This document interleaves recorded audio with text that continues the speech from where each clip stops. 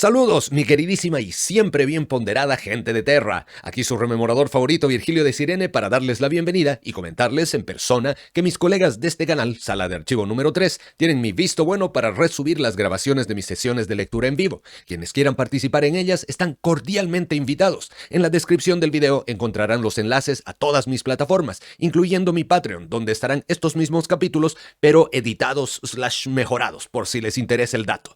Disfruten del show. Parece que ahí estamos, sí.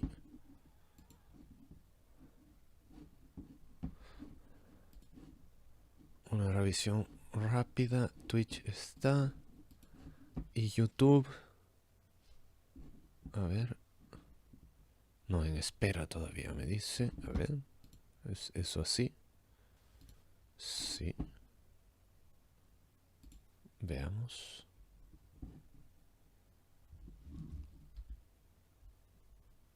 Ahí sí, perfecto, estamos entonces. Ahí, a ver, estoy con... Ah, ya, está baja la latencia, a ver, no veo el chat. Ahí estamos, bueno, ahora sí, un saludo oficial. Veo aquí presentes en el chat a Comandante Ishida e Inquisidor Caspio. Les doy la bienvenida a la sesión de hoy, amigos míos. Y asimismo a toda la gente que nos ve en diferido. Saludos, querida gente de Terra. Es para mí un honor, un agrado, una alegría, un placer. Cuántas cosas maravillosas es para mí hoy el solo hecho de estar aquí presente para compartir con ustedes la verdad imperial. Un saludo fraternal para ustedes, respetuoso, a la vieja usanza, con todo el respeto tanto para ustedes como para Don Yackton Cruce, que ayer nos sorprendió con su heroísmo. No, más que nos sorprendió, nos emocionó, voy a decir, con su heroísmo, con sus altos valores, con su nobleza. Y bueno, es justamente acerca de este buen hombre y de otros hombres, otro igual de bueno y otro no tanto, de quienes hablaremos hoy para hacer la pequeña introducción del día. Denme un segundo, voy a buscar mis anotaciones, porque en realidad aquí tengo que hacer referencia, tengo que citar, tengo que reconocer la autoría de nuestro buen amigo JVK, todavía no presente, pero algún rato él verá la transmisión en diferido, y él me comentaba a través de YouTube que su parte favorita del anterior capítulo, o bueno, de esta parte de la novela, de esta sección de la novela, era justamente la pelea entre Yackton Cruce y Magard. Y él me comentaba que, estoy leyendo el comentario que él me escribió, que le gusta mucho por el significado que tiene, el cómo representa el cambio en la Legión. Yackton fue uno de los primeros astartes de los lobos lunares, una reliquia de épocas pasadas que representa los antiguos valores de la Legión, donde eran asesinos pero que en su base mantenían el código de honor del guerrero, generado por la sociedad de su planeta, Cathonia. En la Gran Cruzada, mayormente solo se enfrentaba a razas Xenos, un enemigo muy fácil de deshumanizar, y gracias a esto... Perdón. Es que lo tengo en un blog de notas y me acabo de dar cuenta que es súper difícil leer en el blog de notas. Como que, o yo soy muy, no puedo decir manco, voy a decir medio cegatón para leer en blog de notas. Ah, bueno, y él como mostraba esa cara de honor, fue tomado por los lobos lunares como héroe. Entonces fueron básicamente los posters boys de la cruzada, pero Magard es la muestra de la forma en que se retorció el código de honor. Donde antes había guerreros honorables, ahora solo hay asesinos que hacen de menos a cualquiera que no considere guerreros, pero en realidad solo desprecian a los que no piensan como ellos y no siguen sus ideales egoístas. La pelea es el choque de dos épocas, de dos formas de pensar similares en su base, el honor del guerrero pero diferentes al mismo tiempo, y no hay ningún diálogo entre ellos. Eso se puede profundizar con mucho más detalles que se pueden hablar del tema, del cómo evolucionan los hijos de Horus durante la herejía y el cómo acaban siendo la base de la Legión Negra, pero eso ya sería mucho texto y spoiler. Bueno, y en base, encuentro muy acertado su comentario, y en base a él, igual quería comentar algo de lo que yo me he dado cuenta al rememorar el capítulo que hemos leído ayer, y que tiene justamente mucho que ver con una parte que él menciona, que no hay diálogo entre los dos combatientes, que efectivamente también le doy la razón, le podemos encontrar muchos simbolismos a eso, pero lo que me pareció muy curioso es que, mal que mal, tuvimos a dos de la vieja escuela, dos de los caballeros de la tercera edad, luchando contra Magard. Entonces, de estos tres personajes que fueron parte de esta contienda, tenemos a Yacton Cruce, el que se oye a medias. Teníamos a Magard, que es mudo y por ende no se oye. Y tuvimos a Kirill Sinderman, que es iterador y por ende él es un profesional, digamos, el que está, o sea, que está contratado para ser oído, porque la labor de los iteradores era extender la verdad imperial y a través de su discurso ser un poco demagogos, ser un poco manipuladores. Entonces, a través de sus palabras, ahí como que conquistar a la gente o ser motor de ciertas ideas, de ciertas iniciativas, de ciertos cambios, etcétera, etcétera. Entonces tenemos Kirill, el que se oye por completo y al que se busca que lo escuchen, y Acton, el que se oye a medias, y Magard, el que no se oye. Me pareció de lo más interesante, poético, entretenido. Lo encontré maravilloso, maravilloso. Me gustó mucho el haberme dado cuenta de eso. O sea, me gustó mucho ese detalle. Entonces me siento feliz por haberme dado cuenta. Eso. Después. A ver, ¿qué más iba a comentar? No, ese era mi comentario de hoy. Ahora tenemos que entrar a la parte 3, que, bueno, hay mucha expectativa sobre la sobre la tercera parte de la novela. Aparentemente es muy cruel. Agradezco aquí a nuestros camaradas que han estado acompañando y han tenido la delicadeza de cuidar los comentarios para no spoilear. Y ahora veremos qué es lo que sucede. Y efectivamente aquí doy razón al comandante, ya tenemos suficiente material para sacar videos de Warhammer, totalmente cierto. Sin embargo, quiero esperar a terminar la trilogía porque siento que es como... Ya, iba a decir, siento que es el mínimo necesario para poder hablar de Warhammer, pero yo mismo le doy palo a esa pelotudez que estaba a punto de decir. En realidad no hace falta leer las 3 novelas, uno puede opinar acorde a lo que lea. En ese aspecto pienso que uno prácticamente, un poco tomar con pinzas, puede empezar a leer por cualquier lado y si realiza un buen ejercicio de abstracción, puede disfrutar casi cualquier novela apoyándose un poquito en Google o en algún amigo, amiga que tenga más conocimiento de Warhammer y a quien se pueda acudir cuando se desconoce algún término o alguna cuestión, como a mí me sucedió cuando estaba leyendo Fulgrim, que no tuve prácticamente problemas en entender la novela. Habían cositas que de repente, como era totalmente noob, no entendía. Oiga, comandante, ¿qué es Astarte? Ah, ya, es un super soldado. Perfecto, ya. Oye, ¿qué onda el emperador? Esto, no necesito saber más. Perfecto. Oye, ¿y qué es esto? ¿Qué es esto? Así un par de cositas, básicamente como tener un poco de glosario y se puede. Pero en mi caso, siento que para hablar con propiedad quiero terminar esta parte porque, por lo que veo, la trilogía como que narra a grandes rasgos, a pesar de ser 3 novelas enteras, el de principio a fin la herejía, digamos, desde sus orígenes. De hecho, los subtítulos son las semillas de la herejía, las raíces de la herejía y después la herejía florece, no sé. Pero da a entender que las 3 nos muestran ese proceso y hasta donde entiendo el resto de las novelas van cubriendo lo que pasa en otros lados o profundizando en ciertas partes. No sé, después nos toca el vuelo de la Eisenstein. Y esa se centra en Garro, ¿no? Y en bueno, lo que aquí hemos visto en un capítulo, en esa otra novela, me imagino lo desarrollarán bien y vendrá, y ahí veremos el antes de ese momento, el después de ese momento, en fin. Mi conclusión es, como siempre suelo extenderme y un poco divagar, mi conclusión es, quiero terminar la primera trilogía y siento que a partir de ahí ya puedo tener más visión y qué sé yo, y empezar a hacer el otro tipo de videos. Pero muy bien, mi querida gente de Terra. Ahora no es momento de pensar en el futuro. Ahora es momento de pensar en el ahora. Nos vemos frente a la tercera parte de esta novela. Una parte que resulta más que prometedora. Una parte que nos tiene expectantes al borde de la silla, con los nervios de punta. O perdónenme si es que estoy proyectando en ustedes lo que este viejo iterador siente.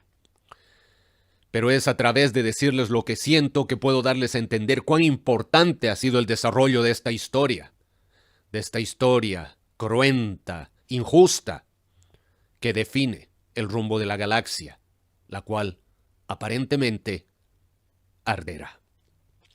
Solo hay una forma de saber lo que va a suceder, mi querida gente de Terra, y esa forma es rememorando la historia, es leyendo lo que queda de la novela. Así que, sin más preámbulos, procedamos con la tercera parte y el capítulo 14, cuyas secciones son, hasta que se acabe, Charmoisan, o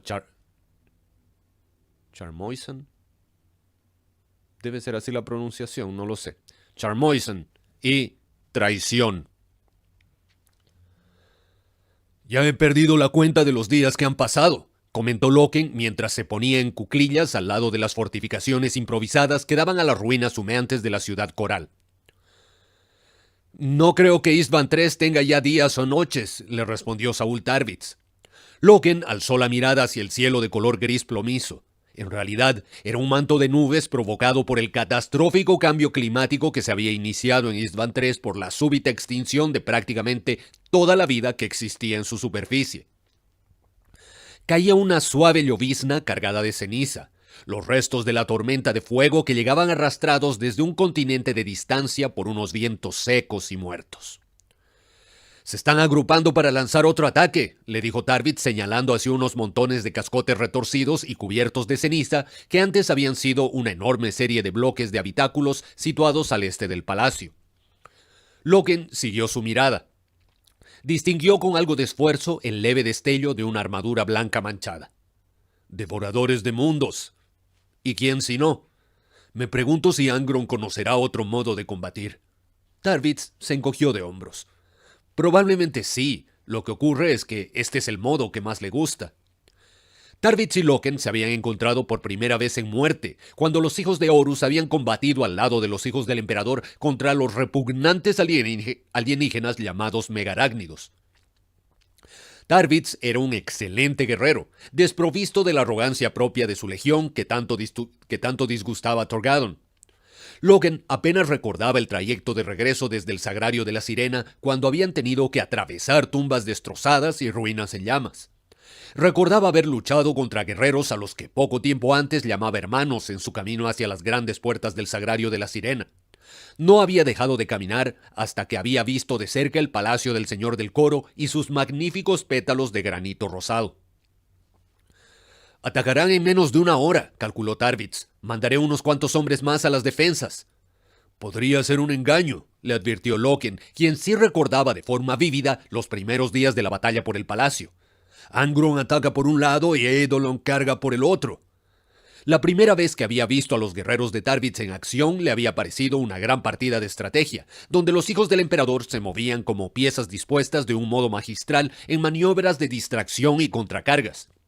Un individuo de menor valía que Saúl Tarvitz ya habría fallado y dejado que su fuerza quedara destrozada por esas tácticas, pero el capitán de los hijos del emperador había conseguido, de algún modo, que sus guerreros resistieran 3 días de ataques continuos. «Estaremos preparados», dijo Tarvitz mirando hacia las profundidades del palacio. Loken y Tarvitz habían subido por la estructura de una cúpula parcialmente derrumbada, una de las numerosas salas del Palacio del Señor del Coro que había quedado en ruinas durante la tormenta de fuego y los combates posteriores. Loken y Tarvitz se habían puesto a cubierto detrás de una sección arrancada de los pétalos de granito. En la cúpula repleta de escombros que se abría bajo ellos se refugiaban los centenares de supervivientes encargados de defender ese lugar.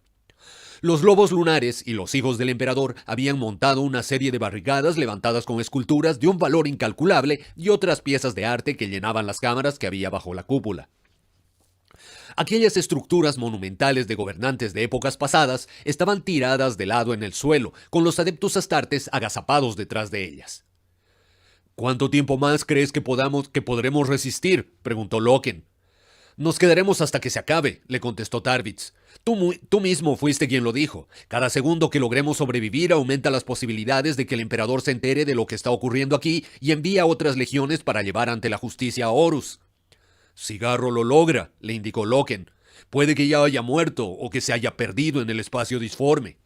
Quizá, pero yo prefiero mantener la esperanza de que Nathaniel ha logrado escapar, le contestó Tarvitz. Nuestra misión es mantenerlos a raya todo el tiempo que podamos. Eso es lo que me preocupa. Todo esto probablemente comenzó cuando Angron se pasó de la raya, pero al señor de la guerra le habría bastado simplemente retirar a sus legiones y bombardear la ciudad hasta convertirla en polvo. Quizá habría perdido a unos cuantos guerreros, pero aún así, este planeta debería estar muerto hace ya mucho tiempo. Tarvitz sonrió. 4 primarcas, Garviel. Esa es la respuesta. 4 guerreros que no están acostumbrados a retroceder. ¿Quién de ellos sería el primero que se atrevería a hacerlo? ¿Angron? ¿Mortarion? Si es Eidolon quien está al mando ahora mismo de los hijos del emperador, tiene que demostrar mucho ante los otros primarcas, y jamás he sabido que Horus mostrara debilidad alguna, y menos cuando sus hermanos primarcas pueden verla.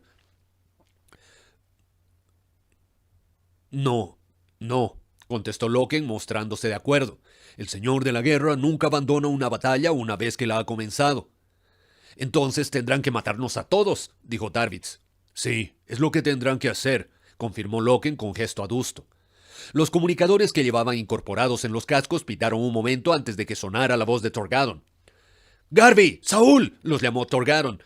«He recibido informes de que los devoradores de mundos se están reagrupando. Los oímos cantar, así que se lanzarán al ataque dentro de poco. He reforzado las barricadas orientales, pero necesitamos más hombres aquí abajo». «Haré que mis guerreros retrocedan desde la cúpula de la galería», le respondió Tarvitz. «Enviaré a Garviel para que se reúna contigo». «¿A dónde vas?», le preguntó Loken. «Voy a asegurarme de que el norte y el oeste sigan cubiertos y también a trasladar unas cuantas armas pesadas a la capilla», le informó Tarvitz al mismo tiempo que señalaba a través de las ruinas de la cúpula hacia la extraña forma orgánica de la capilla de los cantores de guerra, que se alzaba adyacente al complejo del palacio. Los supervivientes habían evitado de un modo instintivo la capilla, y pocos habían llegado a ver el interior. Sus propias paredes apestaban a la corrupción que había consumido el alma de la ciudad coral. «Yo me encargaré de la capilla y Lucius se ocupará del terreno a nivel del suelo», continuó diciendo Tarvitz mientras se daba la vuelta de nuevo hacia Loken. «Te juro que a veces pienso que Lucius en realidad está disfrutando con todo esto». «Si quieres saber mi opinión, creo que demasiado. Será mejor que no lo pierdas de vista», le sugirió Loken.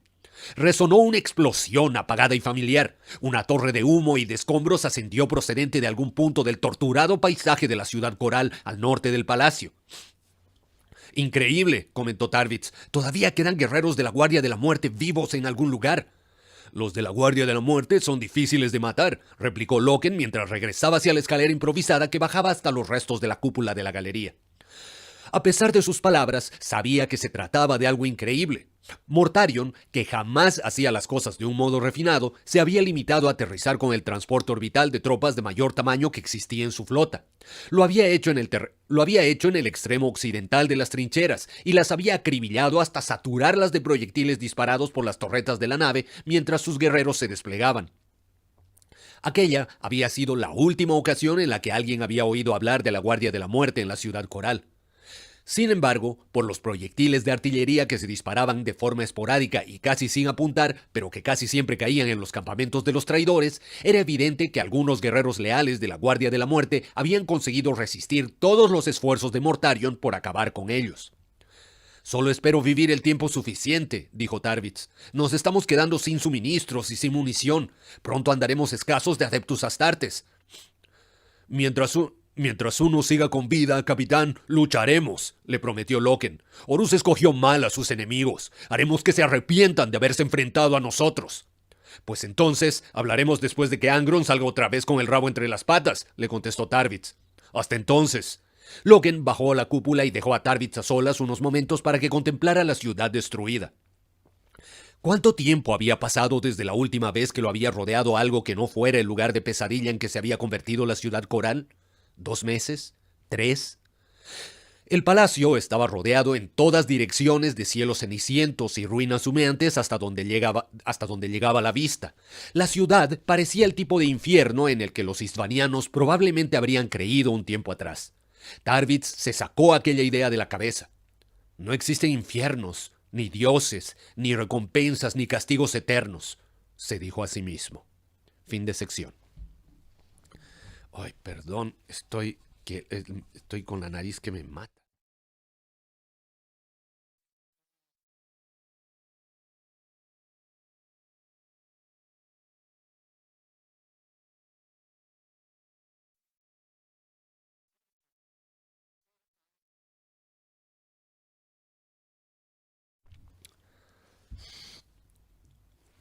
Perdón.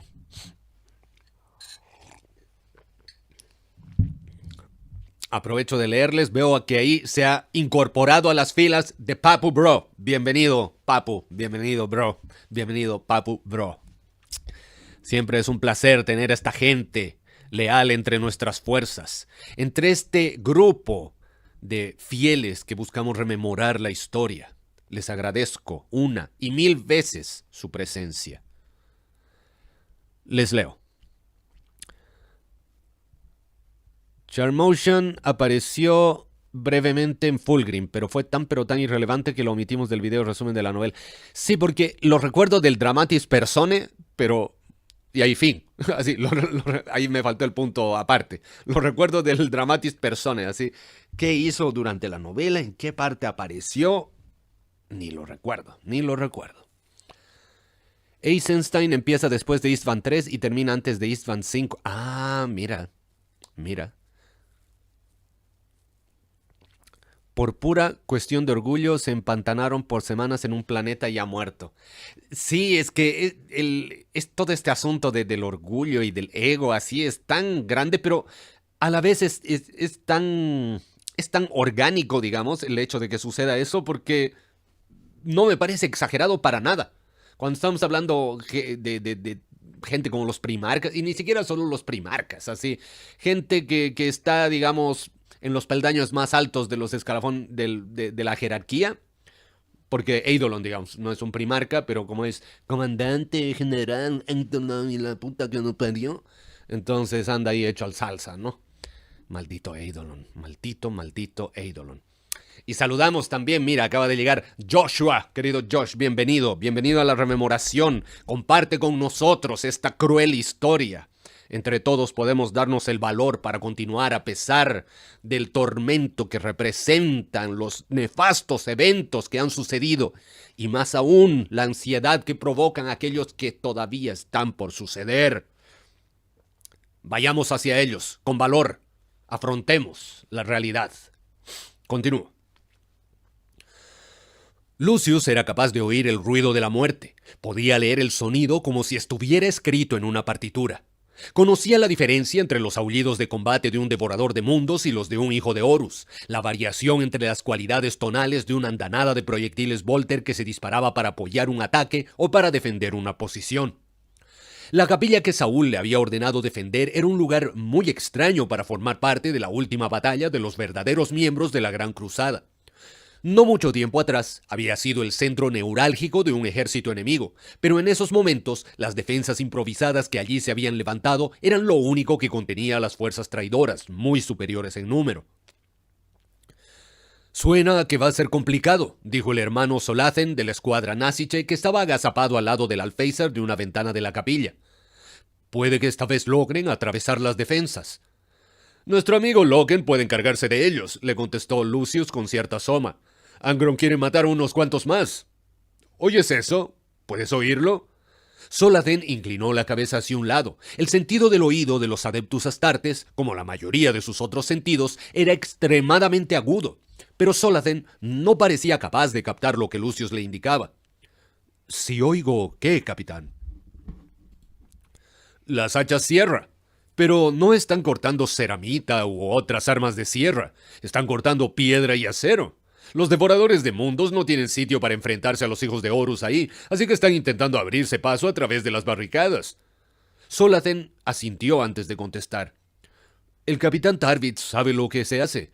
Los devoradores de mundos solo conocen un modo de combatir. Podemos utilizar eso y sacarle ventaja. Lucius frunció el entrecejo al oír cómo Solathén alababa a Saul Tarvitz y se sintió agraviado de que su contribución a la defensa del lugar pareciera pasar desapercibida. ¿No había sido él quien había matado a Bardus Praal? ¿No había logrado poner a salvo a sus hombres cuando se había producido el bombardeo vírico y la posterior tormenta de fuego?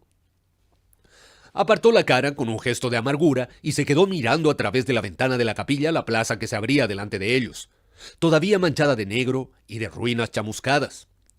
Sorprendentemente, la ventana de la capilla continuaba intacta, aunque los paneles de vidrio se habían deformado debido al intenso calor de la tormenta de fuego. Se habían abombado y perdido los colores que se habían derretido para formar largos regueros que le daban a la ventana un aspecto muy similar al del enorme ojo de un insecto, o eso le parecía a Lucius.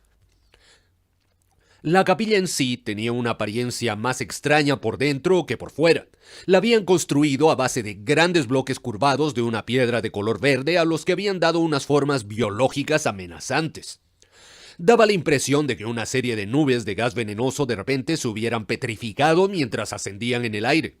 El altar era una gran membrana de piedra de un color púrpura pálido que se extendía hacia los lados. Recordaba a un complejo órgano interno al que hubieran abierto en canal y hubiesen pegado a la pared para su estudio posterior. Los devoradores de mundos son lo que menos debería preocuparte, hermano, comentó Lucius con cierta desgana. Deberíamos ser nosotros. ¿Nosotros, capitán? Los hijos del emperador, le respondió Lucius. Ya sabes cómo combate nuestra legión. Ellos son verdaderamente el peligro que acecha ahí afuera. La mayoría de los hijos del emperador leales que habían sobrevivido estaban defendiendo la capilla. Tarvitz se había llevado consigo una pequeña fuerza para cubrir la puerta más cercana, pero varias escuadras se habían quedado para desplegarse entre las extrañas protuberancias semejante a órganos que surgían del suelo de la capilla. A la escuadra Nasiche tan solo le quedaban 4 guerreros, incluido el propio Lucius, y dirigían el destacamento de asalto de la fuerza de supervivientes junto a las escuadras Kemondil y Retherin. Tarvitz había desplegado al sargento Kaitheron en el tejado de la capilla junto a su escuadra de apoyo, además de la mayoría de las armas pesadas que les quedaban a los hijos del emperador. Los adeptus astartes de las escuadras tácticas se encontraban apostados al lado de las ventanas de la capilla o se protegían en el interior. El resto de las tropas de Lucius estaban desplegadas a cubierto en el exterior de la capilla, entre las barricadas que formaban los bloques de piedra derribados y que habían amontonado durante los primeros días del asedio.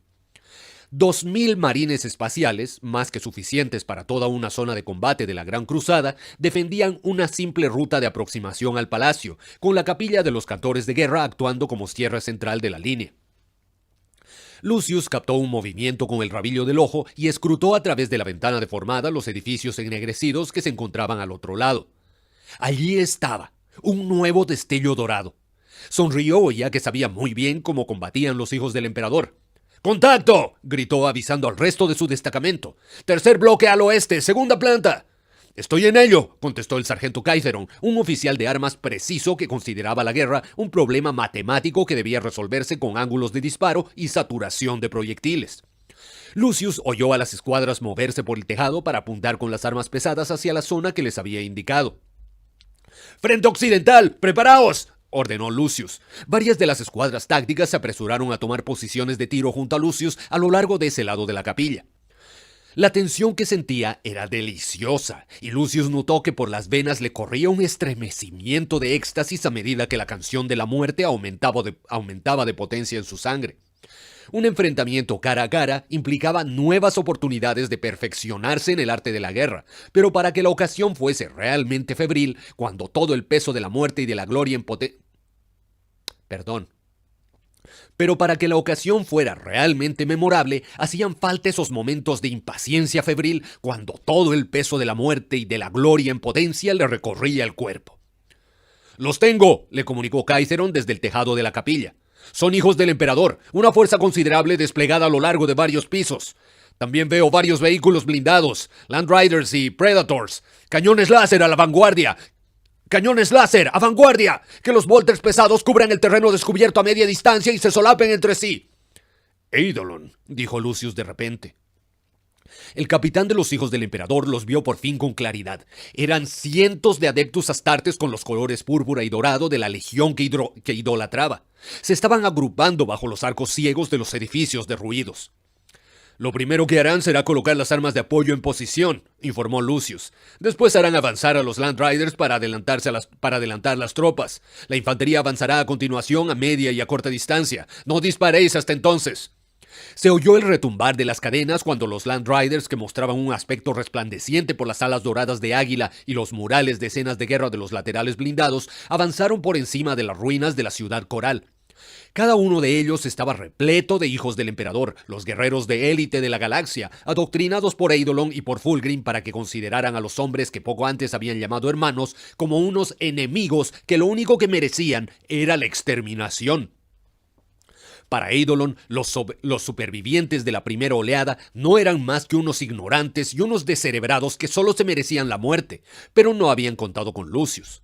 Se pasó la lengua por los labios ante la perspectiva de enfrentarse de nuevo a los guerreros de su antigua legión. Eran guerreros merecedores de ese apelativo, enemigos a los que podía respetar, o de quienes se podía ganar el respeto. Lucius casi era capaz de ver cómo las escuadras enemigas se desplegaban con una confianza y una rapidez tales que más bien parecían actores que representaban un complicado desfile que guerreros en mitad de un combate. Casi podía saborear el momento en que la batalla comenzaría de verdad. Quería que empezara ya, en ese mismo instante y lugar, pero sabía que el combate tenía un sabor mucho más delicioso cuando ocurría en el momento preciso. Las ventanas se hicieron añicos cuando los disparos de los tanques atravesaron la capilla y provocaron una lluvia de fragmentos de mármol y de cristal. «¡Esperad!», ordenó Lucius. A pesar de todo lo que estaba ocurriendo, sus adeptus astartes seguían siendo hijos del emperador, por lo que no romperían sus filas como los indisciplinados devoradores de mundos. Se arriesgó a echar una mirada a través de los cristales rotos y vio a los Land Riders machacando el suelo de mármol de la plaza. Los tanques de combate de la clase Predator los seguían. Actuaban como plataformas de artillería móviles y se dedicaron a arrancar con sus disparos grandes trozos de piedra de los muros de la capilla. Ambos bandos intercambiaron disparos de cañón láser. Los hombres de Kaitheron intentaban destruir los vehículos que avanzaban y las armas montadas en las barquillas de los Land Riders se esforzaban por acabar con los adeptus astartes desplegados en el tejado del edificio. Un tanque Predator se detuvo en seco cuando un disparo le destrozó una de las cadenas al mismo tiempo que otro estallaba en una explosión de llamas multicolores. Varios cuerpos cubiertos por armaduras de color púrpura aparecieron por delante de la ventana antes de desplomarse contra el suelo. Los cadáveres no eran más que un aperitivo previo al gran festín de la muerte. Lucius desenvainó la espada y sintió cómo la música crecía en su interior hasta que le dio la sensación de que ya no sería capaz de contenerla más. El zumbido familiar del campo de energía de su espada se convirtió en parte de aquel ritmo y notó que él mismo se deslizaba hacia la danza del duelista, el sinuoso flujo de salvajismo que había logrado perfeccionar a lo largo de siglos de matar. ¿Cuántos guerreros intervendrían en aquel asalto? Sin duda, buena parte de los que se encontraban bajo el mando de Eidolon. Lucius disponía de un número menor de efectivos, pero de lo que se trataba en aquel combate era de conseguir la gloria y de crear un buen espectáculo. Un proyectil de tanque atravesó la ventana y explotó al chocar contra el techo, lo que provocó una lluvia de cascotes y una nube de humo. Lucius distinguió las ráfagas de proyectiles de Volter disparados desde la entrada del palacio. Tarvitz estaba atrayendo a Eidolon y a este no le quedaba más remedio que bailar al son que le marcaba. Oyó un estampido metálico y musical y vio que los Land Riders habían bajado las rampas de desembarco. Lucius distinguió en su interior los grupos de guerreros apretujados. ¡Adelante!, gritó. Las unidades de asalto que se encontraban a su espalda encendieron los retroreactores y los guerreros salieron disparados hacia el combate. Lucius los siguió dando un salto a través de la ventana de la capilla. La escuadra Naziche hizo lo mismo y el resto de sus guerreros lo imitaron. La batalla, la danza de la guerra. Lucius sabía que frente a un enemigo como Eidolon no habría para nada más que no fuera la aplicación de la... Perdón, un segundo.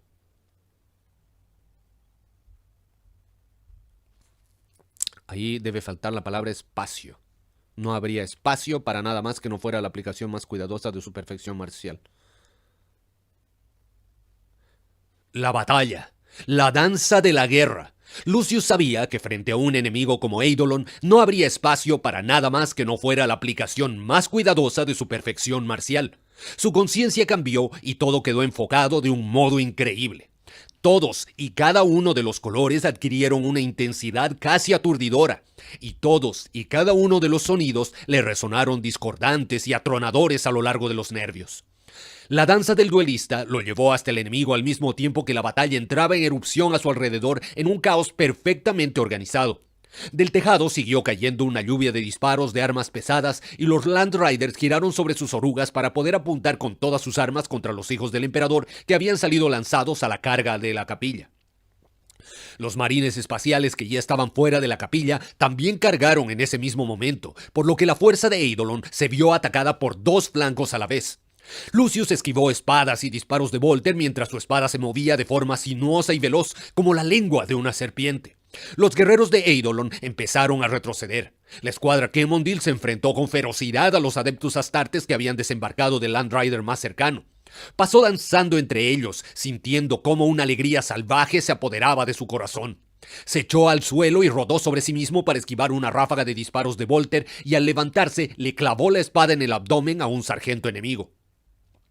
La muerte era un fin en sí misma y expresaba la superioridad de Lucius a través de las vidas que arrebataba, pero este tenía un propósito más importante. Sabía lo que tenía que hacer y buscó con sus sentidos extrañamente distorsionados algún destello dorado o el ondear de un estandarte, cualquier detalle que indicara la presencia de uno de los elegidos de Fulgrim. Un momento después lo vio. Una armadura con rebordes negros en vez de dorados, un casco con la forma de una calavera ceñuda. El capellán Charmoisen. La mitad del cuerpo del guerrero de negra armadura sobresalía con gesto orgulloso a través de la escotilla del techo de un Land Rider y dirigía la batalla con gestos cortantes de su Crosius rematado por un par de alas. Lucius sonrió enloquecido y comenzó a cruzar la zona de combate en dirección a Charmoisen para enfrentarse a él y matarlo en un duelo merecedor de aparecer en los relatos épicos de la Legión. «¡Charmoisen!», gritó, y su voz sonó como la música más vibrante imaginable. «¡Guardián de la voluntad! ¡Soy Lucius, antaño tu hermano, hoy tu némesis!». El casco de Charmoisen dio la vuelta hacia Lucius para contestarle. «Sé muy bien quién eres». Charmoisen se apresuró a salir por la escotilla y a ponerse en pie encima del Land Rider en una postura que indicaba que desafiaba a Lucius para que se le acercara. El capellán era un líder en el campo de batalla y para cumplir su misión debía ganarse el respeto de la Legión, un respeto que tan solo podía obtenerse combatiendo en primera línea. Sería un enemigo digno, pero ese no era el motivo por el que Lucius buscaba luchar contra él. Pero ese no era el motivo por el que Lucius buscaba luchar contra él. Se subió de un salto a uno de los cubrecadenas y corrió por la placa de blindaje frontal que tenía una suave pendiente hasta que quedó cara a cara con Charmoisen. Los disparos de Volter acribillaban el aire a su alrededor, pero eso no tenía la más mínima importancia. Aquella era la única batalla que Lucius tenía en la mente. «Te enseñaremos a tener demasiado orgullo», le dijo Charmoisen un momento antes de blandir el mortífero Crosius en un golpe lateral pensado para aplastarle el pecho a Lucius. El capitán alzó la espada para desviar el arma y la danzó. El capitán alzó la espada para desviar el arma y la danza entró en una nueva fase más urgente. Charmoisen era bueno, uno de los mejores guerreros de la Legión, pero Lucius llevaba muchos años entrenándose para un combate como aquel. El Crosius del capellán era demasiado pesado para detener en seco sus golpes, por lo que el espadachín dejó que resbalara sobre la hoja de la espada en cada uno de los incesantes ataques de Charmoisen, frustrándolo una y otra vez e incitándolo a poner cada vez más fuerza en sus golpes. Un poco más. En unos pocos momentos más, Lucius tendría su oportunidad. Le encantaba el modo en que Charmoisen lo odiaba. Le daba la sensación de que era algo brillante y refrescante. Lucius leía con toda claridad el ritmo de los ataques de Charmoisen y se echó a reír al captar la torpe intención que llevaba cada uno de los golpes. El capellán quiso matar a Lucius con un único y demoledor impacto, pero el Crosius se alzó demasiado cuando Charmoisen lo sostuvo demasiado tiempo mientras reunía más fuerzas para hacer El capitán quiso matar a Lucius con un único y demoledor impacto, pero el Crosius se alzó demasiado cuando Charmoisen lo sostuvo demasiado tiempo mientras reunía fuerzas para asestarlo. Lucius se lanzó a fondo y su espada trazó un amplio movimiento de corte que rebanó los brazos alzados del capellán. El Crozius cayó al suelo y Charmoisan dejó escapar un rugido de dolor cuando las dos extremidades, cortadas a la altura del codo, lo siguieron a continuación. La batalla siguió rugiente a su alrededor y Lucius dejó que el ruido y los destellos de aquel espectáculo saturaran sus ya sobreestimulados sentidos. La batalla lo rodeaba, pero su victoria era lo único que importaba. «Sabes quién soy, y tu último pensamiento será el de la derrota», le dijo Lucius. Charmoisan intentó hablar, pero antes de que las palabras le salieran de la boca, Lucius hizo girar su espada en un mandoble que le separó de cuajo la cabeza a Charmoisan de los hombres. Un chorro carmesí manchó la pintura dorada del casco del Land Rider. Lucius atrapó la cabeza en el aire mientras todavía giraba y la sostuvo en alto para que todos los guerreros que había en el campo de batalla pudieran verla. A su alrededor, miles de hijos del emperador luchaban a muerte. La fuerza de Eidolon, rodeada por ambos flancos, se estrelló contra las defensas del palacio y después retrocedió. Tarvitz encabezó el contraataque y la ofensiva de Eidolon se deshizo. Lucius se echó a reír cuando vio que el tanque insignia del comandante general, un Land Rider cubierto de estandartes de victoria, se alzó por encima de un montón de escombros mientras se retiraba del combate. Los lealistas habían ganado esa batalla, pero Lucius se dio cuenta de que no le importaba. Era él quien en realidad había ganado esa batalla. Sacó la cabeza de Charmoisan del interior del casco en forma de cráneo y supo lo que tenía que hacer para que la canción de muerte siguiera tocando en su interior. La capilla de los cantores de guerra estaba en silencio. Centenares de cuerpos cubrían el suelo con las armaduras de color púrpura y dorado quemadas y agrietadas. Entre las losas de mármol se formaban riachuelos de sangre. En algunas zonas, los cuerpos yacían al lado de las armaduras ennegrecidas de los devoradores de mundos que habían muerto en los ataques iniciales contra la ciudad coral. En la entrada del palacio habían numerosas barricadas de gran tamaño. En la cúpula más cercana, los pocos apotecarios que habían en la fuerza leal estaban curando a los heridos. Tarvitz miró a Lucius, que estaba limpiando la espada. Lo hacía frotando la hoja y después haciéndose un nuevo corte en la cara, y así sucesivamente. A su lado descansaba un casco en forma de cráneo. ¿De verdad es necesario eso?, le preguntó Tarvitz señalándolo. Lucius alzó la mirada. «Quiero recordar cómo maté a Charmoisan». Tarvitz sabía que debía castigar al espadachín, que debía soltarle una reprimenda por unas prácticas que podían considerarse bárbaras y tribales. Pero en aquel momento, con tanta traición y muerte alrededor, le pareció que semejante preocupación era una ridiculez. Se puso en cuclillas al lado de Lucius. Le dolían las extremidades y tenía la armadura mellada y quemada en algunos puntos por el último combate que acababan de librar a la entrada del palacio. «Buen trabajo», le comentó al tiempo que señalaba al enemigo con el pulgar. «He visto tu combate. Fue un buen mandoble». «¿Un buen mandoble?», exclamó Lucius. «Fue algo más que bueno. Fue una obra de arte. Nunca fuiste demasiado sutil, Saúl, así que no me sorprende que no hayas sido capaz de apreciarlo». Lucius le sonreía mientras le decía aquello, pero Tarvitz vio un destello de auténtico enfado en la mirada del espadachín, un atisbo de orgullo herido que no le gustó nada. ¿Ha habido más movimientos?, le preguntó cambiando el tema. «No», contestó Lucius. «Eidolon no regresará antes de haberse reagrupado». «Sigue vigilando», le ordenó Tarvitz. «Eidolon podría pillarnos por sorpresa mientras tenemos la guardia baja». «No pasarán», le prometió Lucius. «No mientras yo siga aquí». «No tiene por qué hacerlo», le explicó Tarvitz, deseoso de hacerle entender a Lucius la realidad de la situación en la que se encontraban. «Cada vez que ataca, perdemos más guerreros. Si ataca con rapidez y se retira, nos irá desgastando hasta que no podamos defender todo el perímetro al mismo tiempo. La emboscada en la capilla le ha costado más de lo que le hubiera gustado, pero aún así mató a demasiados de los nuestros». «Hemos repelido el ataque», le replicó Lucius. «Sí, es cierto», contestó Tarvitz mostrándose de acuerdo, «pero fue demasiado apurado, así que voy a enviar una escuadra para ayudaros a mantener la posición». «Así que ahora resulta que no te fías de mí para defender esta posición, ¿no es eso?» Tarvitz se quedó sorprendido por la amargura que impregnaba la voz de Lucius. «No, no es eso en absoluto. Lo único que quiero es asegurarme de que dispones de guerreros suficientes para rechazar otro ataque». «Bueno, tengo que irme a revisar las defensas occidentales». «Sí, anda, márchate y libra la gran batalla. Tú eres el héroe», le interpeló Lucius. Ganaremos, le aseguró Tarvitz apoyando una mano en el hombro del espadachín. Sí, replicó Lucius. De un modo u otro, lo haremos. Lucius contempló cómo Tarvitz se alejaba y sintió de nuevo una tremenda rabia por el modo en que se había apropiado del mando. Era él, Lucius, quien había estado destinado desde siempre a los ascensos y a la grandeza, no Tarvitz.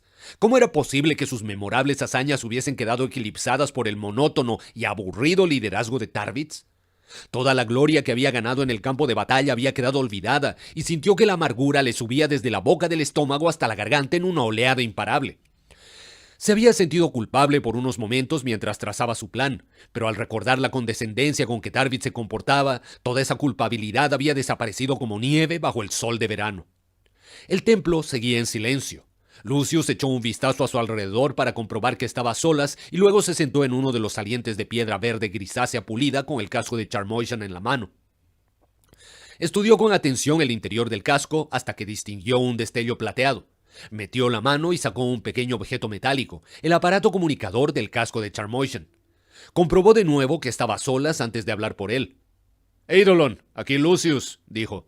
«Charmoishan está muerto». Se oyó un breve restallido de la estática antes de que le llegara una voz. «Lucius». El capitán sonrió cuando reconoció la voz de Eidolon. Charmoishan era uno de los oficiales superiores dentro del escalafón de los hijos del emperador, por lo que estaba en contacto directo con Eidolon. Tal como Lucius esperaba, el canal de comunicación estaba abierto cuando el capellán murió y aún seguía estándolo. «Mi comandante», exclamó Lucius con un tono de voz exultante. «Me alegro de oír su voz». «Lucius, no siento ningún interés por escuchar tus pullas», le contestó Eidolon con un gruñido. «Sabes que al final los mataremos a todos». «Seguro que lo harán», respondió Lucius mostrándose de acuerdo. «Sin embargo, tardará mucho tiempo. Muchos hijos del emperador morirán antes de que este palacio caiga finalmente. También morirán hijos de Horus y devoradores de mundos. Y Terra sabe cuántos guerreros de la Guardia de la Muerte habrán caído ya en las trincheras. Sufrirás por todo esto, Eidolon. Toda la fuerza de combate del Señor de la Guerra sufrirá. Para cuando lleguen las demás legiones puede que hayáis perdido ya demasiadas tropas como para vencerlas». «Sigue diciéndote eso si te hace sentir mejor, Lucius». «No, mi comandante», respondió el capitán. «Me malinterpreta. Lo que quiero decir es que le ofrezco un trato». «¿Un trato?», preguntó Eidolon extrañado. «¿Qué clase de trato?». Las cicatrices de la cara de Lucius se tensaron cuando sonrió de nuevo. «Le ofrezco a Tarvitz y el palacio del señor del coro». Fin de capítulo. Lucius, hijo de puta. Puta. Lo peor de todo, aquí, claro, mi reacción no es tan terrible porque ya sabía esto. Ahora, sabía que había ofrecido el palacio, aquí me indignó más que diga Tarvitz, pero se veía venir porque ya estaba como que celoso de Saulito y todo, y hoy tengo tanto temor por lo que va a ocurrir, Dios mío, conche su madre, acaba el capítulo, maldita sea Lucius y la puta que lo parió. ¡Ay, señor! Y cada vez falta menos de la novela. ¡Qué tragedia! ¡Ay! Ahora, a ver, voy a dar la sapeadita al próximo capítulo. O sea, a las secciones. Estamos en 83% so far. Nos falta un sexto de la novela. No se acaben las sorpresas. Mira, weón, no se acaban las sorpresas. Qué buena forma de dejarme con el hype. Así, no se acaben las sorpresas. Viejos amigos y un fracaso perfecto. ¡Ay, qué mierda! Sin embargo, me tinca que el próximo capítulo va a estar como que alejado de los hijos del emperador y van a volver a los lobos lunares. Cosa de detenernos en ascuas con qué pasará con Saulito. ¡Ay, weón! Lucius Culeado, pero es que Lucius Culeado ya estaba muy metido en el caos ese weón, ya. O sea, no se podía esperar nada de él. Nada. Ay, señor. Perdón.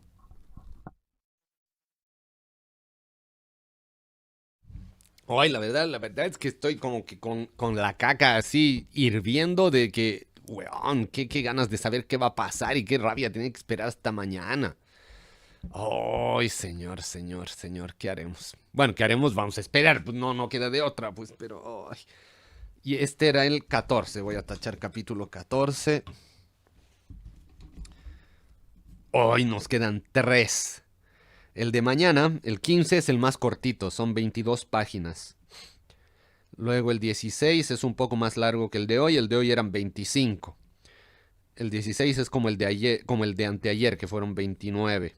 Y el último son 33. Ahora, lo que estoy notando, y que eso, claro, como que contradice o desafía mis expectativas, no sé exactamente qué término usar, pero aquí esto va a terminar, o sea, esta novela, lo que falta, todo va a transcurrir, me imagino, aquí no me cuenten, digamos, va a transcurrir en Eastbound 3. O sea, no va a haber nada aquí de la pelea entre Horus y Sanguinius, o Horus y el emperador, o... claro, supongo que en las otras novelas ahí hablarán, ¿no? Como decíamos al principio, como decía que pensaba al principio, la defensa de los puños imperiales, el asedio de la Legión de Hierro. Pucha, no sé qué pensar, estoy como que choqueado, amigos. Hoy es qué efecto más fuerte de esta novela culea. Qué grave, qué grave. Ay, a ver, les leo. Lucius el envidioso, siendo incapaz de compartir la gloria con su amigo, incluso si su propia vida pende de un hilo. Es que ese Lucius sin su ego, su narcisismo no es nada. Es muy enfermo ese culeo. Es muy enfermo. Hábil, a diferencia de Eidolon, por lo menos es un enfermo hábil, así, pero el Eidolon es una bosta. Pero igual es una caca, bueno, los dos son una caca. Están leyendo a Eidolon como un libro y el propio Eidolon se empeña en hacerse el de cerebral. Lo que pasa es que su corte de cabello ese hace que le entre demasiado frío por un lado y por eso el cerebro no le funciona bien. Eidolon se arrepentirá por no haber dejado morir a Lucius. Ah, me alegra. Que cague. Saulito haciendo de todo y Lucius lo tira todo al traste. Puta, sí, lo peor de todo es que lo estaban haciendo tan bien, por lo menos haciendo la resistencia, porque, puta, eso es lo otro, así, este capítulo como que me cagó la existencia, porque al principio, cuando estaban charlando Gabrielito y Saulito, ahí como que en una parte dijeron, sí, pues, aquí tenemos que aguantar así lo más posible hasta que nos toque morir. Entonces, puta, creo que me van a pitear a todos mis personajes queridos, bueno. O nuestros personajes queridos, porque en ese aspecto como que coincidimos, ¿no? Todos tenemos simpatía por los mismos buenos muchachos así. Ay, qué sufrir, gente. ¿Por qué? ¿Por qué nos hacen esto? ¿Por qué nos gusta leer estas weas tan trágicas? ¿Por qué no leemos un shonen donde sabemos que todos van a sobrevivir? El poder de la amistad siempre triunfa. Weón, aquí, ¿qué puede triunfar, weón? El mal triunfa, weón. El caos triunfa, así. Ay, qué terrible. Pero bueno, igual creo que es parte de cierto masoquismo que tenemos el que hace que nos guste esto. Igual está maravillosa la historia, weón, así es. Ay, querida gente. Bueno. A esperar hasta mañana, a esperar hasta mañana. Y lo que les puedo contar es que hice mi calendario, déjenme revisar. Les anticipo esto, así como que es el... Puta, sé que no es la gran cosa, pero es como el regalito por estar en el en vivo o por mirar el diferido promptamente antes de que cuelgue el posteo. A ver, ¿dónde está mi planilla? Oye, ahora sí que tengo la nariz hecha mierda, güey. Pero, ahí está, eso me estaba olvidando. Para las próximas emisiones, a manera de ir siempre en este proceso de constante mejora, me voy a ir a comprar un mentolato, un Big Vaporub, esa cuestión. Tal vez eso funciona y ando así con las vías despejadas. Y así podemos mejorar la calidad de narración en estos días de frío invierno. Que bueno, por el lado positivo ya va a pasar. Yo creo que para cuando terminemos el vuelo de la Eisenstein ya hará un poquito menos de frío o hará más calorcito propiamente tal. Y ahí mejorará mi voz. Ya, miren, el plan para septiembre sería el siguiente. Habría emisión el lunes 2 y martes 3. De ahí hay una pausa hasta el sábado 7.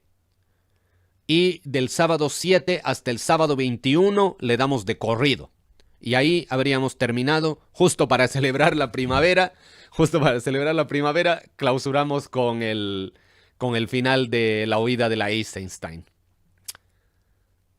Ahí leo a comandante que dice es que somos masoquistas. Efectivamente, si no hay dolor, no hay placer. Claro, puta, no estamos tan diferentes a Lucius. Que cada novela que leamos es como hacernos un tajo, pero en el corazón, en nuestro caso. Así. Bueno, aunque la primera novela no fue...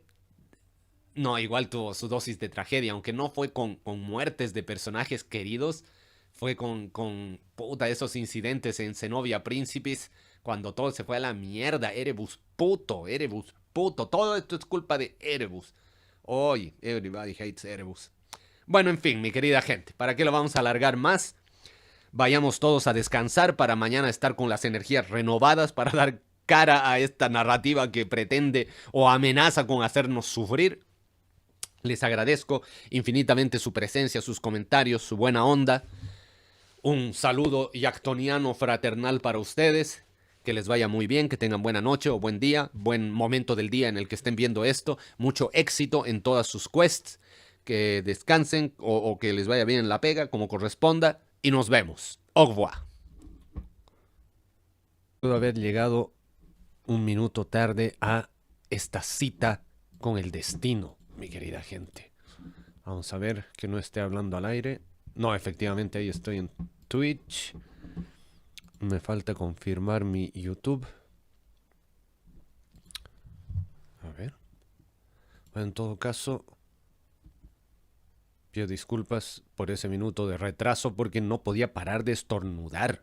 Como que me haga... Ah, pero ahí está, pues el YouTube no me avisa esta cuestión y ya estaba ahí. Maravilloso, maravilloso. Entonces, a ver, parece que está todo en orden. Ahí estamos. Chan, chan, chan. Esto ahí. Ah, miren, incluso veo que ya estaban por ahí. Oh, comandante Ishida y nuestro querido inquisidor Caspio también, quien nos dice listo y dispuesto para sufrir. Y comandante Ishida ahí confirma que, diciendo, bien dicho inquisidor. Querida gente de Terra, yo les voy a decir algo. Tal vez eso era el motivo detrás de mi ataque de estornudos. Hoy, que me levanté súper temprano, así, a pesar de que tenía sueño, no pude dormir más. Y no dejaba de pensar en el capítulo de hoy. Así, la leída de subtítulos, lo que le suelo llamar la sapeadita, me dejó perturbado. Con un hype, así con una expectativa que tendría que ponerme a describir al nivel de aquí nuestros queridos autores para que me entiendan lo terrible que ha sido todo este proceso. Qué terrible, mi querida gente. Estoy, pero... No voy a decir derrotado, porque no es el término. A ver...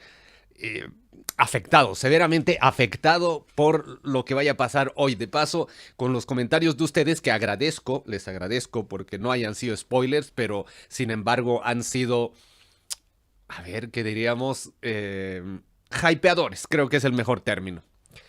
Entonces, y como en algún momento Comandante Ishida dijo, a partir del capítulo 15 las cosas se ponen feas. De paso, ya estamos en el trecho de los últimos 3 capítulos. ¡Ay, qué sufrir, qué sufrir!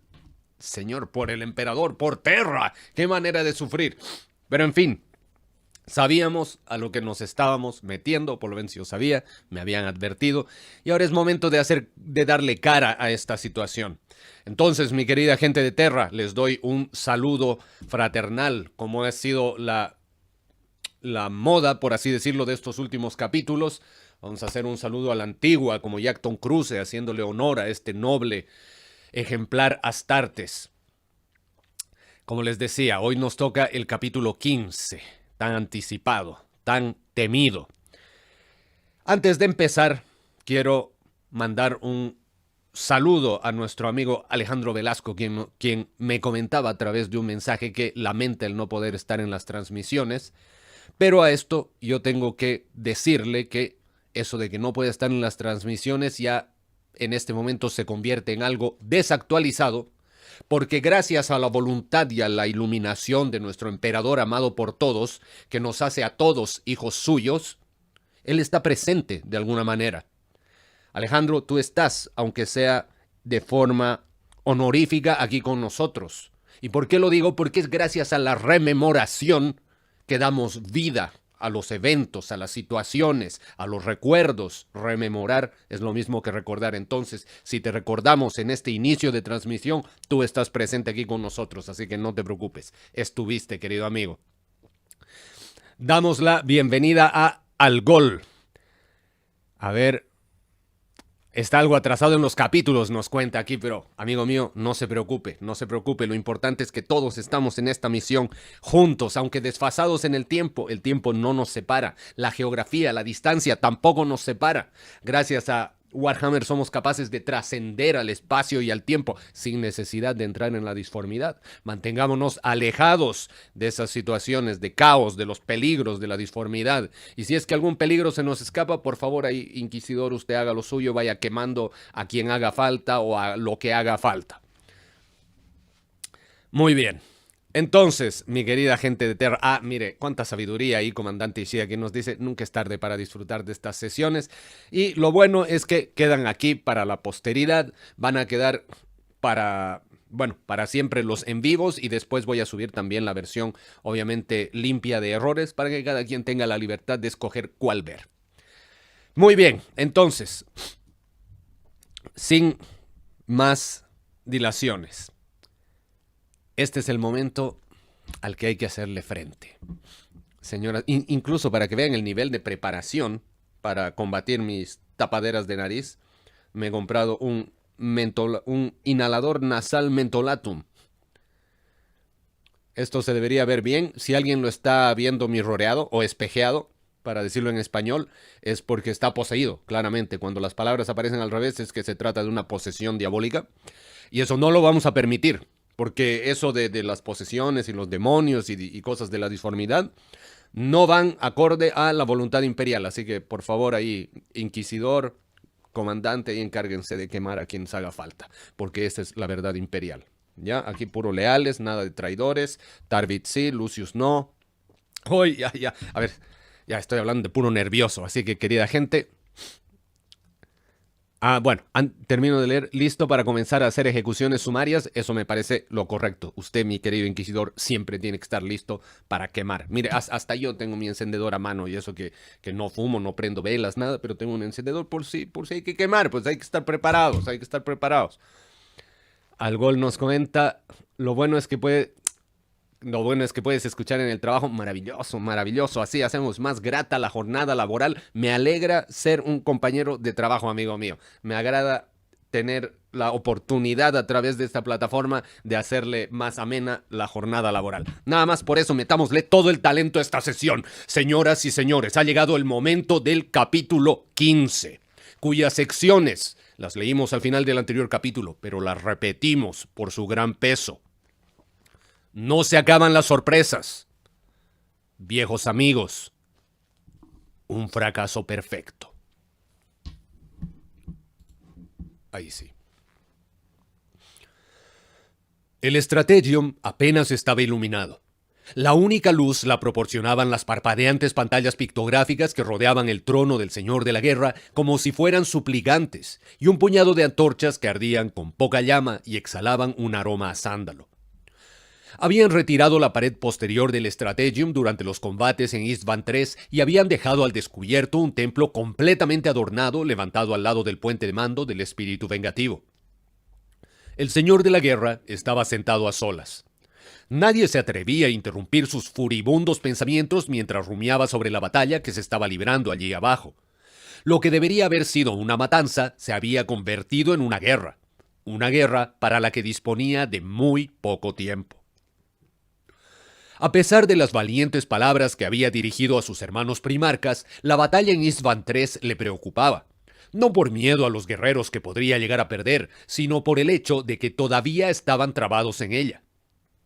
El bombardeo vírico debería haber matado a todos aquellos que él no creía que llegaran a apoyar su plan para derribar al emperador de su trono dorado en Terra. En vez de eso, habían aparecido las primeras fisuras en lo que debería haber sido un plan infalible. Saúl Tarvitz, de los hijos del emperador, había conseguido avisar a las tropas desplegadas en la superficie. Y el Eisenstein recordó el tremendo miedo que Malogurst exudaba cuando se le había acercado para informarlo sobre el desastre relacionado con los rememoradores, el miedo que la ira del señor de la guerra acabara con él. El miedo a que la ira del señor de la guerra acabara con él. Malogurst se había acercado cojeando hasta el trono con la cabeza agachada y cubierta por la capucha de su túnica. «¿Qué ocurre, Malogurst?», había querido saber el señor de la guerra. «Ya no están, mi señor», le comunicó Malogurst. «Sinderman, Oliton y Killer». «¿Qué quieres decir?». «No están entre los cadáveres de la Cámara de Audiencias», le explicó Malogurst. «Comprobé todos y cada uno de los cuerpos en persona». «¿Dices que ya no están?», le preguntó el señor de la guerra al cabo de un momento. «Eso implica que sabes a dónde han ido, ¿no es así?». «Creo saberlo, mi señor», contestó Malogurst asintiendo. «Al parecer se subieron una Thunderhawk y volaron hasta la Eisenstein». «Robaron una Thunderhawk», repitió Horus. «Vamos a tener que revisar los procedimientos de seguridad con respecto a estas nuevas aeronaves. Primero fue Saúl Tarvitz y ahora esos rememoradores. Por lo que parece, cualquiera puede robar una de nuestras naves con total impunidad». «No la robaron solos», le explicó Malogurst. «Los ayudaron». ¿Los ayudaron? ¿Quién? «Me parece que fue Yackton Cruce. Se produjo una lucha y mató a Magard». «¿Yackton Cruce?», exclamó el señor de la guerra sin alegría alguna. «A lo que parece no se acaban las sorpresas, pero quizá esta sea la mayor de todas. El que se oye a medias tiene de repente una conciencia». «Os he fallado en esto, mi señor de la guerra». «No es cuestión de que me hayas fallado, Malogurst. Errores como estos no deben producirse nunca. Cada vez aparecen más y más asuntos que apartan mi atención de esta batalla. Dime, ¿dónde se encuentra ahora mismo la Eisenstein?». «Intentó romper el bloqueo de nuestra flota para llegar hasta el punto de salto del sistema». «Has dicho que lo intentó», comentó Horus. «¿Lo logró?». Malogurst se quedó callado un momento antes de contestar. «Varias de nuestras naves interceptaron a la Eisenstein y la dañaron seriamente». «Pero ¿no la destruyeron por completo?». «No, mi señor. Antes de que tuvieran tiempo de hacerlo, el comandante de la Eisenstein efectuó un salto de emergencia al espacio disforme, pero la nave estaba tan dañada que no creemos que haya conseguido sobrevivir a semejante traslación». «Si lo logra, todo el calendario de mis operaciones se verá afectado». «El espacio disforme es peligroso, mi señor. Es muy improbable que...». «No estés tan seguro de ti mismo, Malogurst», le advirtió Horus. «La fase Istvan V es un momento crítico para nuestro éxito, y si la Eisenstein transmite nuestros planes a Terra, puede que lo tengamos todo perdido». «Mi señor de la guerra, si nos retiramos de la ciudad coral y organizamos un bloqueo alrededor del planeta, podríamos asegurarnos de que la fase Istvan V se lleva a cabo tal y como estaba planeada». «Soy el señor de la guerra y no me echo atrás en ninguna batalla», le contestó Horus a gritos. «Existen ciertos objetivos que se deben conseguir en la ciudad coral, objetivos de los que tú no tienes ni idea». A Horus lo sacó de sus disquisiciones el tintineo del aparato de comunicación que tenía integrado en uno de los reposabrazos del trono. «Aquí el señor de la guerra». Un holoproyector situado en el suelo proyectó un gran rectángulo plano sobre el que apareció una imagen borrosa muy por encima del señor de la guerra. La imagen acabó por quedar definida. Era el rostro del comandante general Eidolon, que evidentemente se encontraba en el interior de su Land Rider de mando. El sonido de unas lejanas explosiones le llegó a través de la estática. «Mi señor de la guerra», lo saludó Eidolon, «le traigo una noticia que debería escuchar». «Dime, pero será mejor que sea una buena noticia», le replicó Horus. «Oh, lo es, mi señor», insistió Eidolon. «Eidolon, no lo alargues demasiado», le avisó Horus. «Dímelo de una vez». «Tenemos un aliado en el interior del palacio». ¿Un aliado? ¿Quién? «Lucius». Fin de sección. Maldito Lucius, maldito.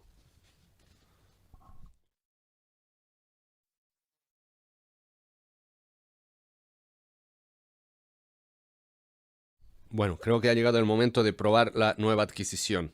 Esperemos que por el precio haya valido la pena.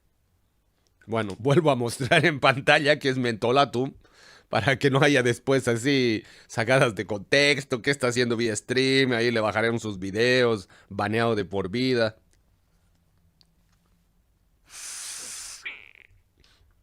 Oh, qué bueno. Ay, sí, hasta sonó por dentro de mi nariz que...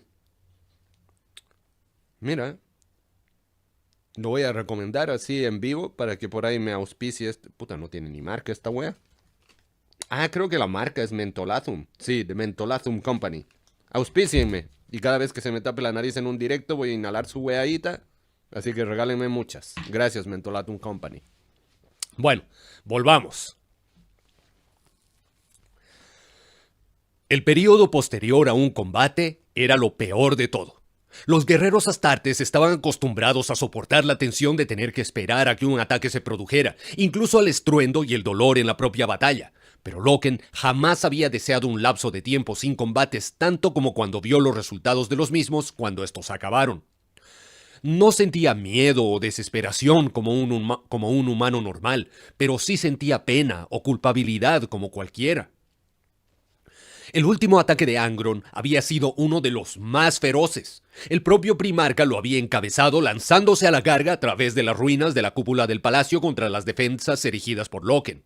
Miles de devoradores de mundos con las armaduras cubiertas de sangre lo siguieron, y muchos de ellos todavía seguían tirados allá donde habían caído. Antiguamente aquel lugar había formado parte del palacio. Era un bello jardín repleto de casitas de reposo, de lagos artificiales e incluso un templete con un techo que se abría al sol. En esos momentos no era más que una ruina repleta de escombros, con el templete derruido, algún poste decorado de forma incongruente o los restos astillados de un puente ornamental. Los cuerpos de los devoradores de mundos se concentraban principalmente en la barricada delantera, una línea de escombros amontonados y de barrotes metálicos rematados por puntas afiladas que habían erigido los lobos lunares. Angron había atacado con todas sus fuerzas y Torgadon había entregado la posición, aunque provocando una auténtica matanza entre los devoradores de mundos antes de que sus adeptus astartes retrocedieran en orden hacia las defensas de la entrada a la cúpula central del palacio.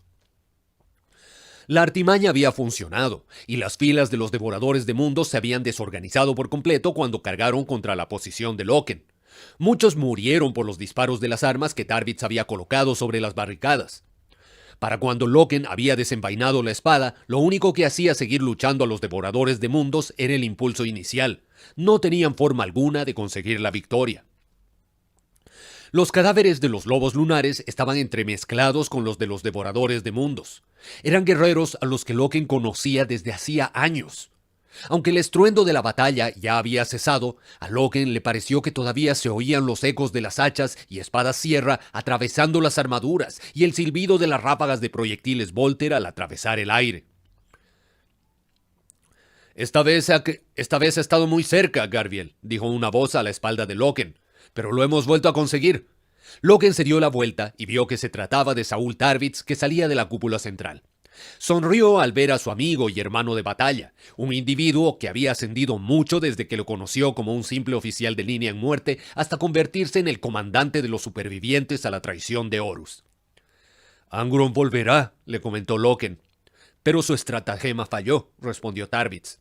Saúl, no les hace falta abrir una brecha en nuestras defensas, le explicó Loken. Horus tan solo tiene que ir eliminándonos hasta que no quede casi nadie con vida. Entonces, Angron y Eidolon no tendrán más que darse un paseo. No te olvides de los hijos de Horus del Señor de la Guerra, le recordó Tarvitz. Loken se encogió de hombros. No hace falta que se impliquen todavía. Eidolon ansía la gloria de la victoria y los devoradores de mundos están simplemente ansiosos de sangre.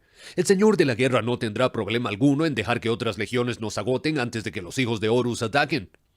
Pues ha cambiado de técnica, le informó Tarvitz. ¿Qué quieres decir? Acabo de hablar con Lucius, le explicó Tarvitz.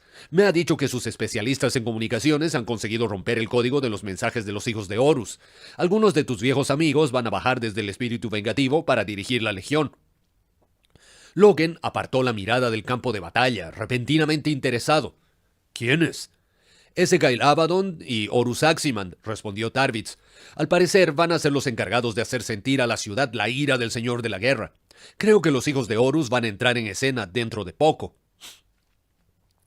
Abaddon y Aximand, los architraidores, hombres a los que Loken había admirado durante tanto tiempo y que formaban el corazón del Mournival. Ambos guerreros formaban la mano derecha de Horus, y Loken se imaginó las diferentes posibilidades que ofrecía aquella información. Si se quedaban sin los dos elementos que se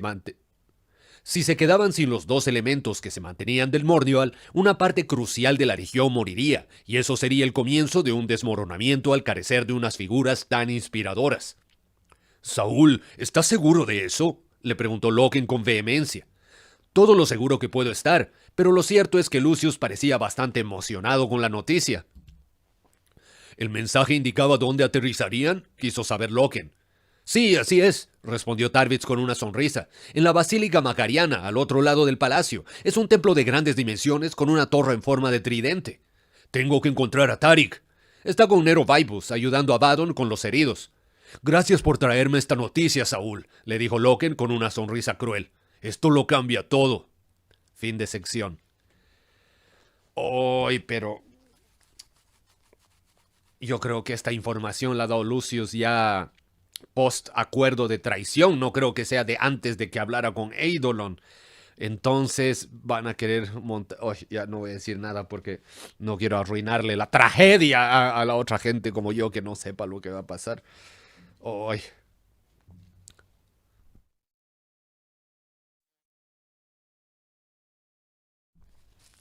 como que duró poco el efecto del inhalador. Culeado.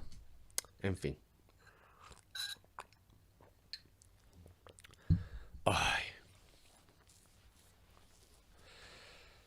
Vamos, continuemos. Valor, valor, valor, mi querida gente de Terra, valor. Lucius miró al otro lado de la columna acribillada a balazos y estudió en la oscuridad, pero con atención, a una de las zonas de combate que se extendían entre las ruinas del palacio. Sobre las losas destrozadas yacían montones de cadáveres, de bolters y de hachas sierra, allí mismo donde habían caído. Muchos de los cuerpos estaban todavía trabados en su último y letal combate. A Lucius no le había costado mucho escaparse del palacio.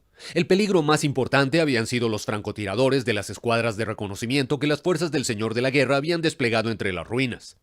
Lucius había detectado movimiento varias veces entre las ruinas de unos cuantos edificios y se había puesto a cubierto en los cráteres de las explosiones o detrás de las pilas de cadáveres.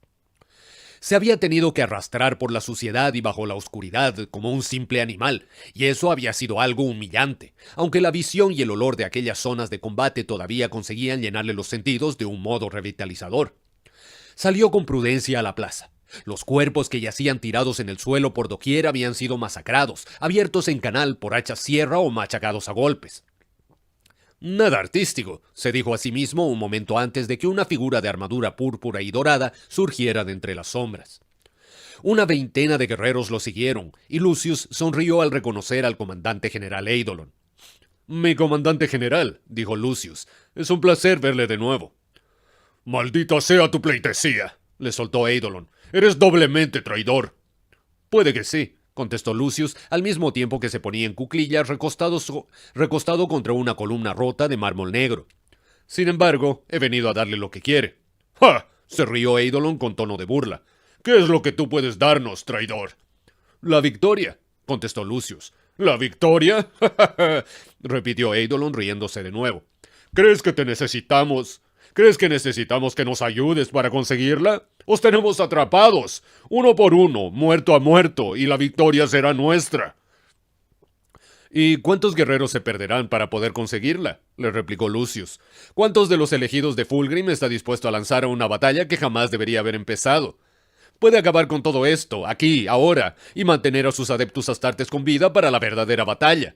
Sabe que cuando el emperador envíe la respuesta adecuada a la traición de Horus, le harán falta todos y cada uno de sus hermanos de batalla. Lo sabe muy bien. ¿Y cuál sería el precio que tendríamos que pagar por tu valiosa ayuda?, quiso saber Eidolon. Muy fácil. Quiero volver a la Legión. Eidolon se le rió en la cara, y Lucius sintió la canción de muerte recorrerle dolorosamente todo el cuerpo, pero obligó a la música de la matanza a permanecer en el interior de su cuerpo. ¿Lo dices en serio, Lucius?, le preguntó Eidolon. ¿Qué te hace pensar que te queremos de vuelta en nuestras filas? Necesitan a alguien como yo, comandante. Quiero ser parte de una legión que respete mis habilidades y mi ambición. No me conformo con seguir siendo un capitán para el resto de mi vida, como hace ese infeliz de Tarvitz. Quiero estar al lado de Fulgrim, que es el lugar que me corresponde. ¡Tarvitz!, exclamó Eidolon con furia. ¿Todavía está vivo?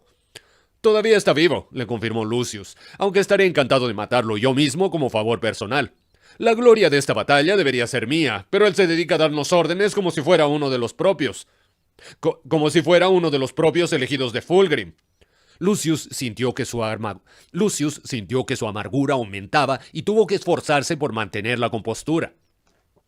Antes se sentía feliz simplemente con luchar junto a sus guerreros y con dejar a otros mejores que él la gloria, pero ha escogido precisamente esta batalla para descubrir todas sus ambiciones. La culpa de que yo esté aquí en realidad la tiene él. Pides que depositemos mucha confianza en ti, le hizo ver Eidolon. Lo sé, pero piensa en todo lo que puedo entregarle. El palacio, a Tarvitz. Tendremos todo eso más tarde o más temprano. Mi comandante general, somos una legión muy orgullosa, pero jamás enviamos a morir a nuestros hermanos para demostrar que tenemos razón. Cumplimos las órdenes del señor de la guerra al pie de la letra, le contestó Eidolon en un tono de voz prudente. Sin duda, replicó Lucius, pero ¿qué pasaría si dijera que puedo ofrecerle una victoria tan rápida y repentina que será suya y solo suya? A los devoradores de mundos y a los hijos de Horus no les quedará más remedio que limitarse a seguir el ritmo de su avance. Lucius se dio cuenta de que había logrado captar la atención y contuvo la sonrisa que estuvo a punto de aparecerle en el rostro. Lo único que le quedaba por hacer era tirar del sedal. «Habla», le ordenó Eidolon. Fin de sección. ¿Para qué? Bien jugado, pues. O sea, si vas a ir a intentar convencer algo a Eidolon, tienes que jugarle por el lado del ego, de la adulación, o sea, más que ego y adulación, porque eso lo ha hecho Lucius y no funcionó tan bien, de proveerle esa esperanza o esa oportunidad de vanagloriarse, y como quieren muchos aquí, este honor de batalla, ser el que mate al boss de la escena. Bueno, sabemos cómo son. Y esto no creo que se remita solo a los hijos del emperador. Tal vez en ellos está mucho más acentuado. Pero es algo que se ve mucho aquí. Es como, por ejemplo, ahí está, eso les puedo decir. Justo en el capítulo que pasaba hoy a limpio, en el que subí de falsos dioses, que vendría a ser el cuarto. Ya están como que en preparativos para ir a pegarle a Eugan Temba, para ir a la nube a la luna de Davin, ahí pasar por el pantano, pegarle a Temba. Y justo Lux Cedire le había dicho a Nero Vaipus que él quería ser el que traiga la cabeza de Temba. Y si se acuerdan más adelante, cuando Horus quiere castigar a Garbiel y a Tarik a Garbiel por decirle que era mejor que no esté por ahí, y lo deja junto con Tarik por asociación a la vanguardia, a la retaguardia, y manda a la vanguardia a Lux Cedire. Lux Cedire estaba dichoso, ¿no? Porque quería ser el que vaya por delante, el primero en el enfrentamiento y qué sé yo. Entonces, bueno, este ego y este orgullo, esta concepción de orgullo totalmente twisted está muy presente aquí y es totalmente lógico, ¿no? A ver, aprovecho de leerles. Eidolon a Lucius, eres doblemente traidor. Sí. Faltaba que le diga eres una caca. La única cosa en la que estamos de acuerdo, indeed. Para desgracia de Eidolon... ya, espera, no voy a leer eso porque puede ser spoiler. Lucius es un envidioso de cuidado. Sí. En vez de estar verde de envidia, se puso rosa de envidia. Dile a Eidolon que tiene un fantástico cabello y verás cómo te dará un par de segundos de su atención. Ay, Eidolon y su corte de mierda. Le gusta mucho quedarse con la kill. Qué excelente forma de decirlo, Inquisidor. Excelente forma de decirlo así. Quieren ser MVP, claro. Ay, gente. Realmente no les importa ganar. Les importa así su ego.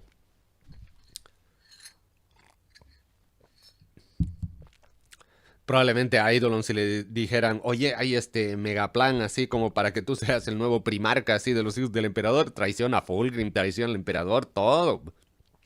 Sí, son bien enfermos. Ya, sigamos.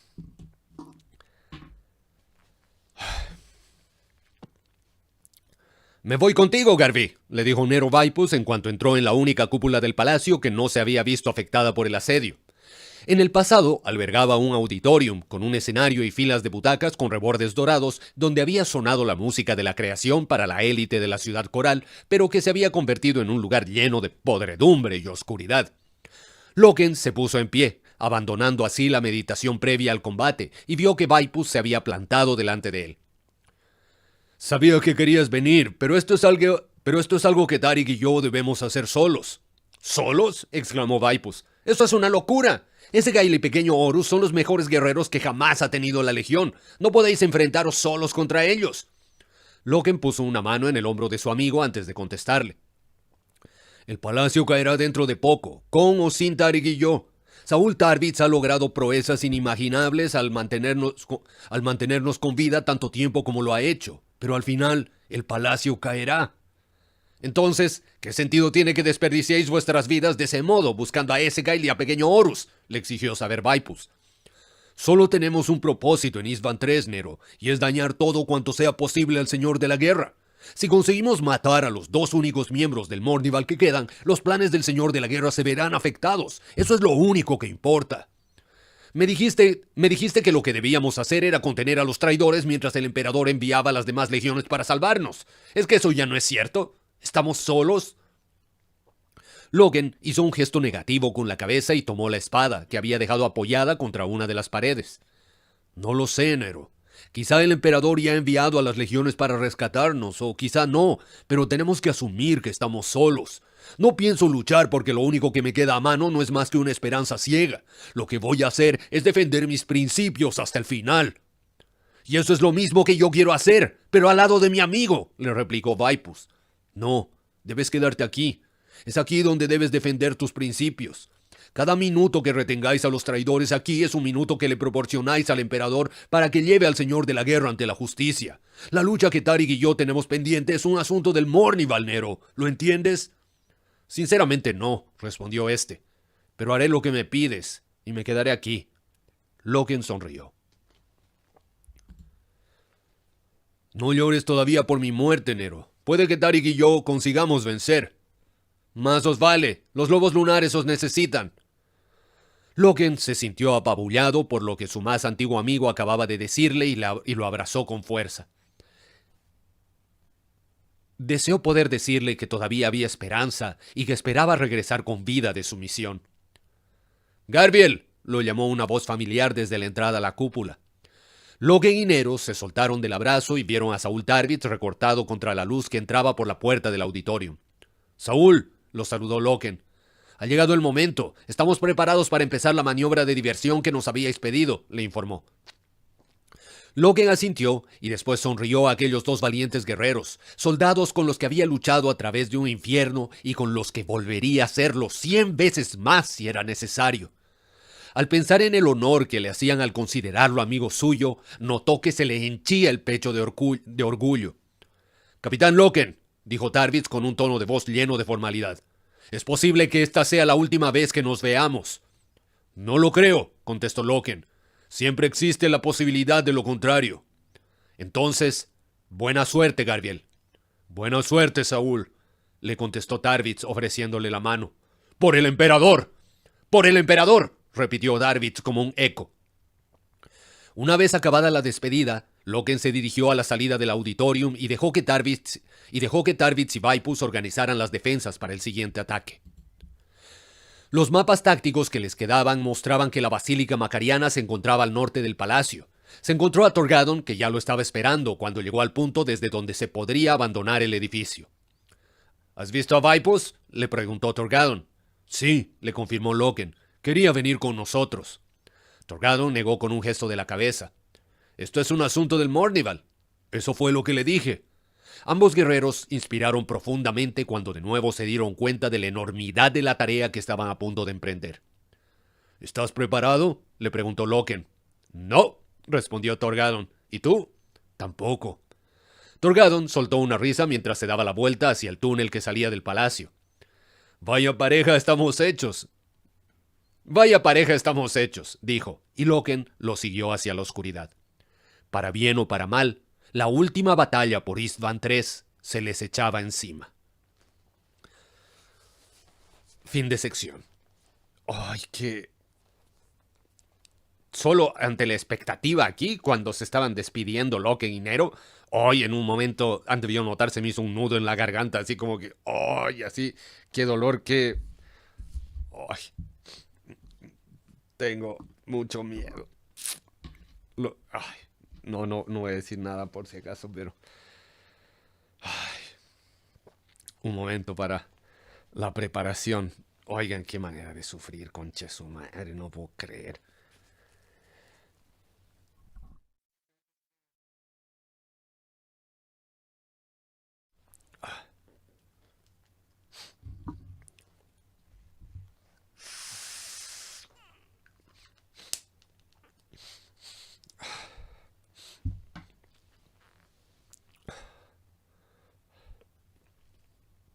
Vamos. ¿Te atreves a regresar y a presentarte ante mí con un fracaso? Aulló Horus, y el puente de mando del espíritu vengativo se estremeció con la furia de su voz. Tenía el rostro congestionado por la rabia que sentía hacia la espléndida figura que se encontraba ante él mientras se esforzaba por aceptar la magnitud de aquel último contratiempo. ¿Es que no entiendes lo que estoy intentando hacer?, rugió Horus. Lo que he iniciado en Istvan consumirá toda la galaxia, y si comienzo con fallos, el emperador nos destrozará. Fulgrim no parecía sentirse acobardado por su furia. El rostro de su hermano mostraba una despreocupación poco propia del primarca de los hijos del emperador. Aunque acababa de llegar con su nave insignia, el orgullo del emperador, Fulgrim tenía el mismo aspecto impresionante que siempre. Su armadura, de una confección exquisita, era una obra de arte en colores púrpura y oro. Lucía nuevos detalles decorativos recién incorporados, incluida una capa de rebordes de piel que le cubría la espalda hasta los pies. Horus pensó que Fulgrim parecía más un libertino o un timador que un guerrero.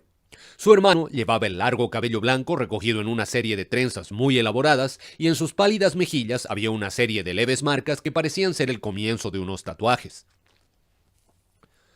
Ferrus Manus es un idiota que no ha querido atender a razones, le respondió Fulgrim. Ni siquiera cuando mencioné la alianza con el Adeptus Mechanicum. Me prometiste que podrías ponerlo de nuestra parte. Los manos de hierro eran esenciales para mi plan. Lo preparé todo en Istvan 3 con la seguridad que me diste de que Ferrus Manus estaría de nuestro lado. Ahora me entero de que tengo que enfrentarme a un nuevo adversario más. Muchos de nuestros Adeptus Astartes morirán por esto, Fulgrim. ¿Qué querías que hiciera, mi señor de la guerra?, le respondió Fulgrim con una sonrisa, y Horus se preguntó de dónde procedería aquel tono burlón y astuto que mostraba de repente. Su fuerza de voluntad es mayor de lo que yo había previsto. O quizás simplemente tenías una opinión demasiado elevada de tu capacidad de convicción. ¿Acaso debería haberlo matado, mi señor de la guerra?, le preguntó Fulgrim. Quizás sí, le replicó Horus sin alterarse. Habría sido mejor que dejarlo con vida para que vaya por ahí destrozando mis planes.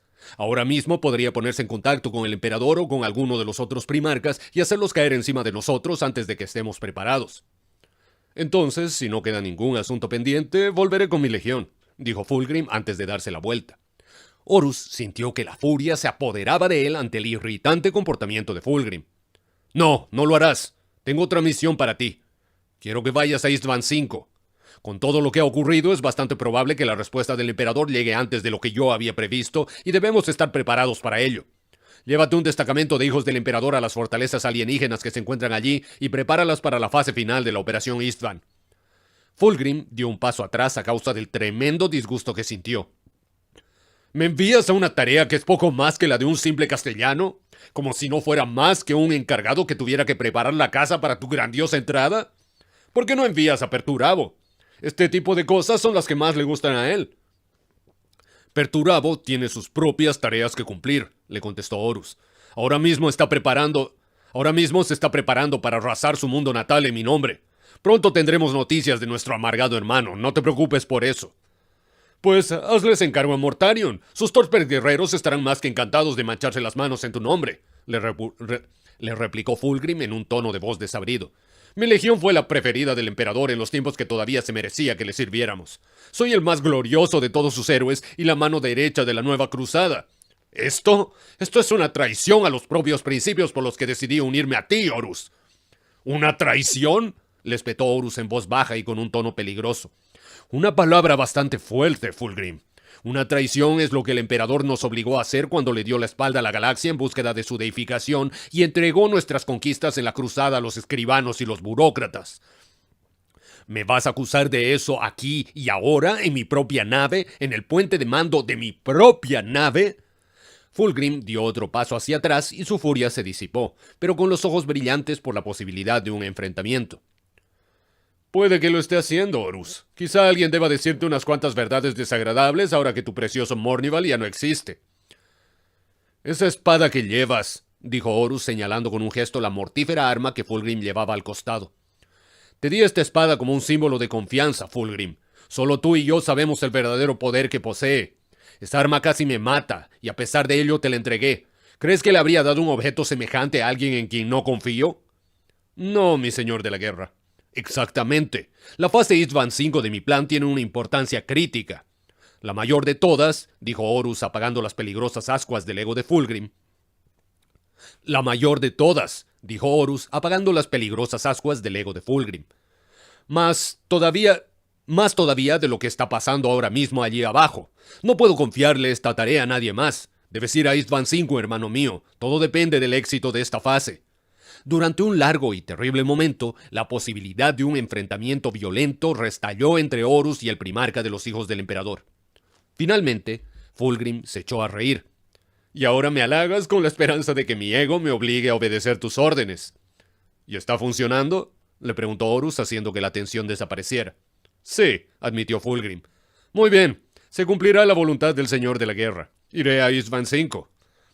Eidolon permanecerá al mando de los hijos del emperador hasta que se reúnan contigo en Istvan V», le indicó Horus, y Fulgrim asintió.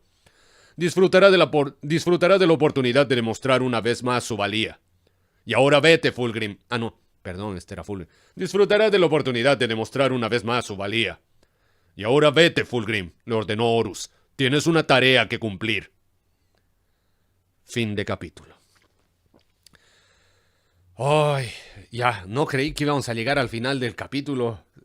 Ok, 0 kills. Hoy estaba tan preocupado. Bueno, pero sé que esta tranquilidad es temporal, así que qué miedo. Voy a ver los subtítulos del próximo capítulo. El enemigo interior, el sendero óctuplo, el honor debe quedar satisfecho. Ay. A ver, vamos a tachar el capítulo de hoy. ¿Dónde estamos? Hoy he botado mi hoja, parece. Uy, sí. Por limpiar, pues, por ordenar. Perdí mi hoja con los... Bueno, pero nos queda 16 y 17. ¿Eran solo 17 o son 18? A ver. Si son 16 y 17, son 29 y 33 páginas. Sí. El de hoy creo que era el más cortito, era 22. Vamos en 88%. ¡Ay, qué terrible! ¿Por qué acaba así el capítulo así? Ahora voy a quedar otra vez con la tragedia, voy a dormir a medias otra vez, mañana otra vez con la nariz tapada. ¡Ay, qué manera de sufrir, concha su madre! Lo que más me preocupa es el enfrentamiento del Mornival. ¡Qué horror! ¡Ay, qué fuerte! Ay, y a todo esto, antes de leer sus comentarios, aquí hay un error de continuidad, de coherencia entre novelas. Aquí Horus le ha dicho que le había dado el anátema a Fulgrim. Se supone que Fulgrim tendría que tener la espada Laer. Y como que... Porque en Istvan V, Fulgrim tenía la espada Laer. Y, salvo que hayan retconeado en Fulgrim, como es posterior a esto, tal vez hayan retconeado. Pero bueno, ahora sí los leo.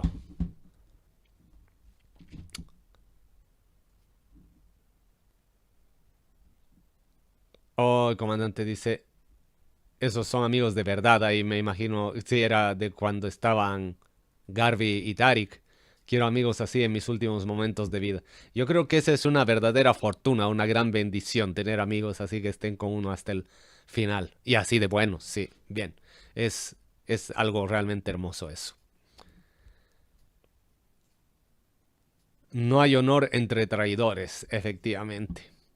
Saludos, mi buen lector de fantasía. Bienvenido, siempre un gusto tenerte presente en estos momentos de sufrimiento total. ¡Qué horror!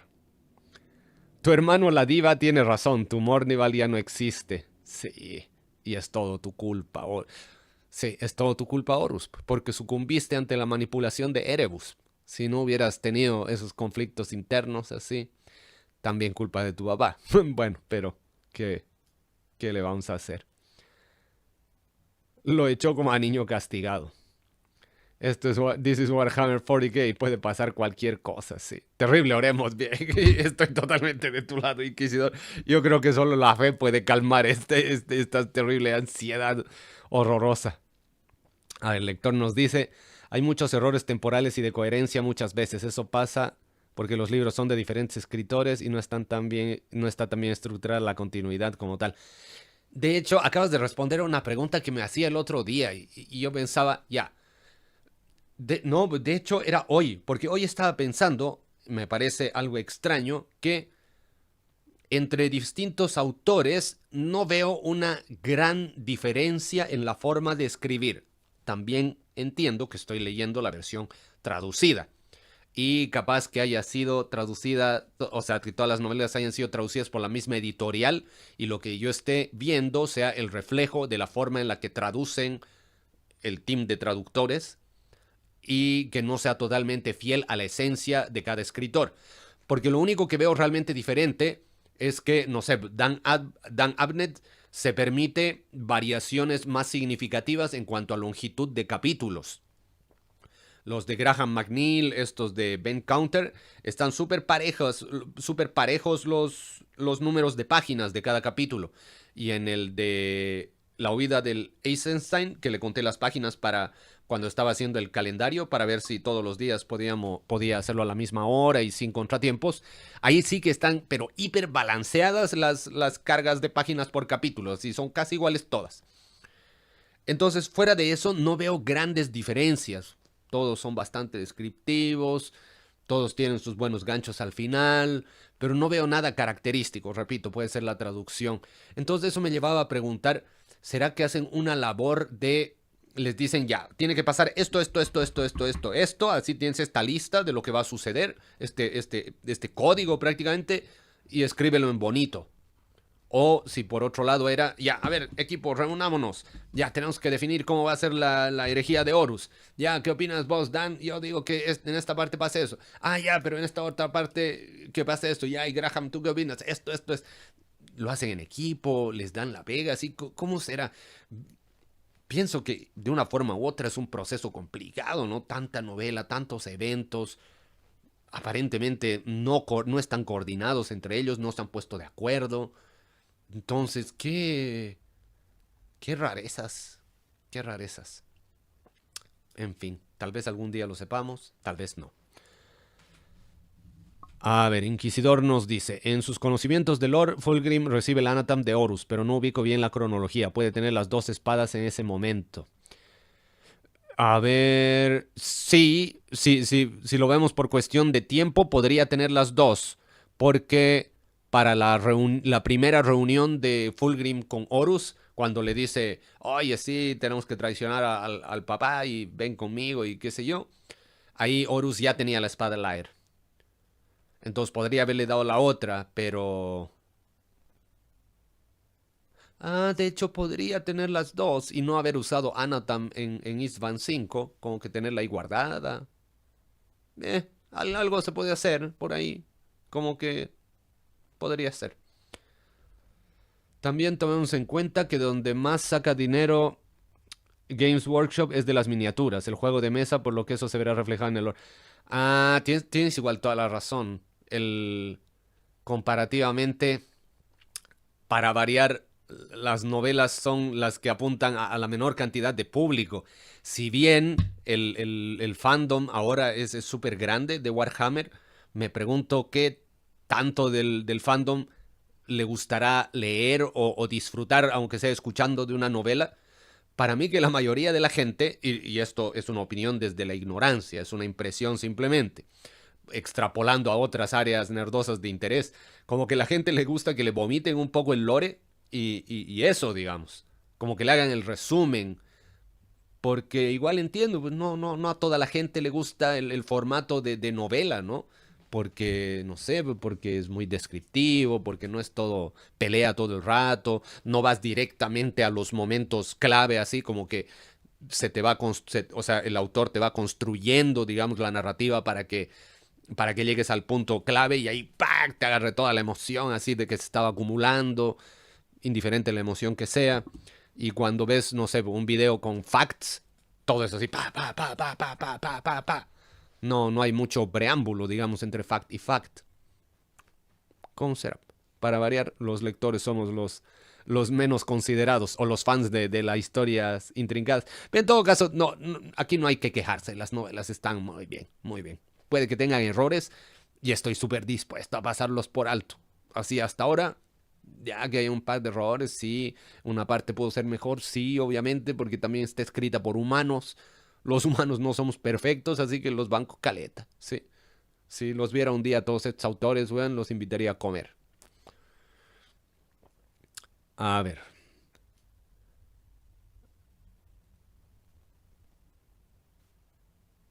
Recor- Acabo de leerte Lector de Fantasía y ya en mi mente suenas con acento cruceño. Hay historias cortas entre ellos que... Ah, bueno, sí, también están los relatos para ir llenando esos vacíos. Pero a veces se siente una ensalada de lore, sin duda. Es que es mucho, es mucho. La Games Workshop tiene ciertas limitantes respecto a qué temas tocar y cuáles no. Esta es la clásica de pon todo el gore que quieras, pero nada de seso. Ya veo. El códex, tenés que mirarlo de otra forma. Aunque haya lore en los códex, casi siempre van a su bola de diferencia del lore de los... Ah, ya veo. Yo solo he leído un poquito de un códex, que era justamente los lobos lunares, que gracias a la lectura del códex pude entender de qué hablaban en el lobo de ceniza y fuego, cuando hablan del el juramento de censura que hace el Mornival, que lo instauraron después de la traición de Terentius. Y como que decía, ¿y quién mierda es Terentius? Y ahí caché que aparecía en el códex, me conseguí el códex y ahí leí la traición de Terentius. En mi caso no me gustan los resúmenes, prefiero tener el contexto completo y tomando en cuenta cuántos libros son, me lleva mucho tiempo. Ya, yo estoy totalmente de acuerdo contigo. ¿Por qué? Yo no veo resúmenes, no, o sea, cuestiones que tienen así como que, ¿qué te digo? La opinión de alguien, pucha, hay excepciones, digamos. Pero en general yo ver así como que el trabajo de otros no, porque tiene su opinión, su percepción. Y como que puede que ya hayan hecho el trabajo de analizar y como que me están quitando una parte súper divertida, siento, que es analizar uno, como que encajar las piezas, qué sé yo. Entonces prefiero yo darme toda la paja y así siento que es más emocionante, más divertido. Así que estoy completamente de acuerdo contigo, hermano. Así, no... También tomemos en cuenta que de manera parecida a los cómics de superhéroes suelen haber retcons. Sí, y eso no tengo mayor problema. Quisiera eso sí que fuera más ordenado, así como en documento de ingeniería, así como, o de, no sé, cuando uno hace su changelog, así en un código o en algo. Se cambiaron estas cosas, que te actualicen. Bueno, supongo que hay ahí mucho fan que debe renegar. Ay, cómo me cambian la weá, que no sé qué. Pero si a mí el autor me dice, oye, ¿sabes qué? Para que la historia esté mejor necesito cambiar esto. Y esto que sea de otra manera, le digo, dale, hermano. Así es tu historia, cuéntamela como tú crees que sea mejor. Pero bueno. El lore de la primera edición es muy diferente a la décima edición, la actual. Ah, me imagino, también tantos años. Lector nos dice, me gusta ver los matices del personaje y sus motivaciones. A veces son malos porque no les queda de otra o puede que sean buenos con tendencia a corromperse. En los resúmenes todo es blanco y negro. Sí, me imagino que sí. Bueno, y habrá que ver quién hace el resumen y qué le pone de su cosecha. Depende también de la persona, ¿no? Por eso ahí hay que ser muy selectivo, digamos, hay que buscar la calidad, pienso. Antes no había herejía de Horus, ¿cómo antes no? Ah, o sea, no había esta saga de novelas. Ah, antes solo era 40K, digamos, solo 40K. Y después dijeron que hubo la herejía de Horus y ya. Es que me imagino que han tenido que empezar a construir la historia hacia atrás para que tenga un poco de sentido el, el- la mezcolanza de lore repartido que habían hecho en 40K. Entonces, entendible. Por ejemplo, el Erebus original no es el que cree. Ah, mira. Ah, le damos la bienvenida a Y0 o Y0. No, mi amigo mío, no he leído Los fantasmas de Gaunt. A ver, esa historia está estructurada de una manera más robusta, puesto que lo maneja solo un autor. Ya veo. He escuchado del tema y comandante alguna vez me ha hablado de los fantasmas de Gaunt, pero todo lo que he leído hasta ahora es lo que está aquí en el canal. O sea, vale decir, novelas 1, 2, 3, que la 3 la estamos terminando ahora, un par de relatos y Fulgrim, que esa fue con la que empecé. Entonces, a ver, si digamos que terminó la 3, sería 1, 2, 3, 5, Lobo de ceniza y fuego, el Rey Oscuro y Muerte de un platero. Eso es todo lo que he leído. Pero algún día habré leído todo, amigo mío. Me gusta harto leer, me ha gustado mucho Warhammer. Por eso decidí así leer las novelas, así. Desde que leí Fulgrim quedé así, ¡ah, weón, qué nivel! Y por el drama, así, el drama me encantó así. Después de, ¿qué se llama? Después de leer La huida de la Eisenstein, ahí vamos a hacer una encuesta para ver con qué continúo.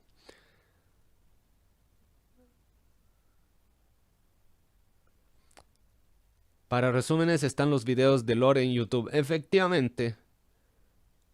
Pero ahora estoy buscando profundizar en detalles del lore.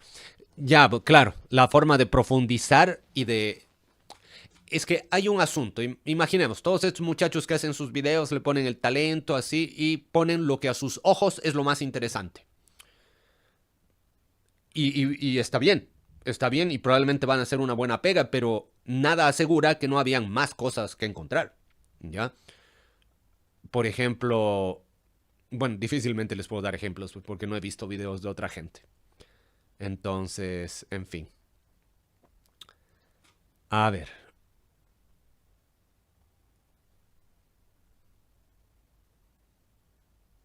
Pero ese Erebus que lees no se explica en los libros de lore lineal, sino de una historia corta intermedia. Ah, ya veo. Es más fácil sacarle la madre a Erebus conociendo todos los detalles de la historia, sin duda, sin duda. Ahí sí podemos hacer el 88 razones para odiar a Erebus. Las historias de la Guardia Imperial tienen un enfoque muy diferente al de los Marines. Son más densas desde mi punto de vista y con mucho más drama. Ah, me encanta, drama, drama. Guardia Imperial. O sea, Guardia Imperial son los Adeptus Custodes, ¿no? De donde viene nuestro amigo Rodimus. 15 horas fue el primer libro que narré y me hizo llorar. Oh, maravilloso. Si un libro hace llorar, me encanta, me encanta. Fuertes emociones, así es como tiene que ser el arte. Tiene que hacernos recontracagar. Bueno, mi querida gente, a mí este arte me está haciendo recontracagar, me tiene fatigado, me tiene sufriendo como madre soltera. Y nos quedan 2 capítulos que me tinca que ya va a quedar la cagate total. 16 y 17. Bueno, por ahora yo me despido, estoy bien cansado, mi querida gente. Ah, la Guardia Imperial son los soldados humanos normales, entiendo, ya, buena. Entonces ya, ahí es aún más humano el drama. No hay gigantismo de cabezas, ni multiórganos que deberían ser solo uno. Ya. Bueno, mi querida gente, como siempre, ha sido un placer. Les agradezco su presencia, sus comentarios, su buena onda. Espero que nuestro emperador, amado por todos, permita que tengan una excelente jornada el día de mañana o el día de hoy, depende en qué momento estén viendo el video, pero de una forma u otra, que tengan el mayor de los éxitos en todas y cada una de sus quests. Y conmigo, hasta mañana, para seguir con esta terriblemente provocadora de ansiedad aventura. Que esté muy bien, buenas noches, saludo a la vieja usanza, agua.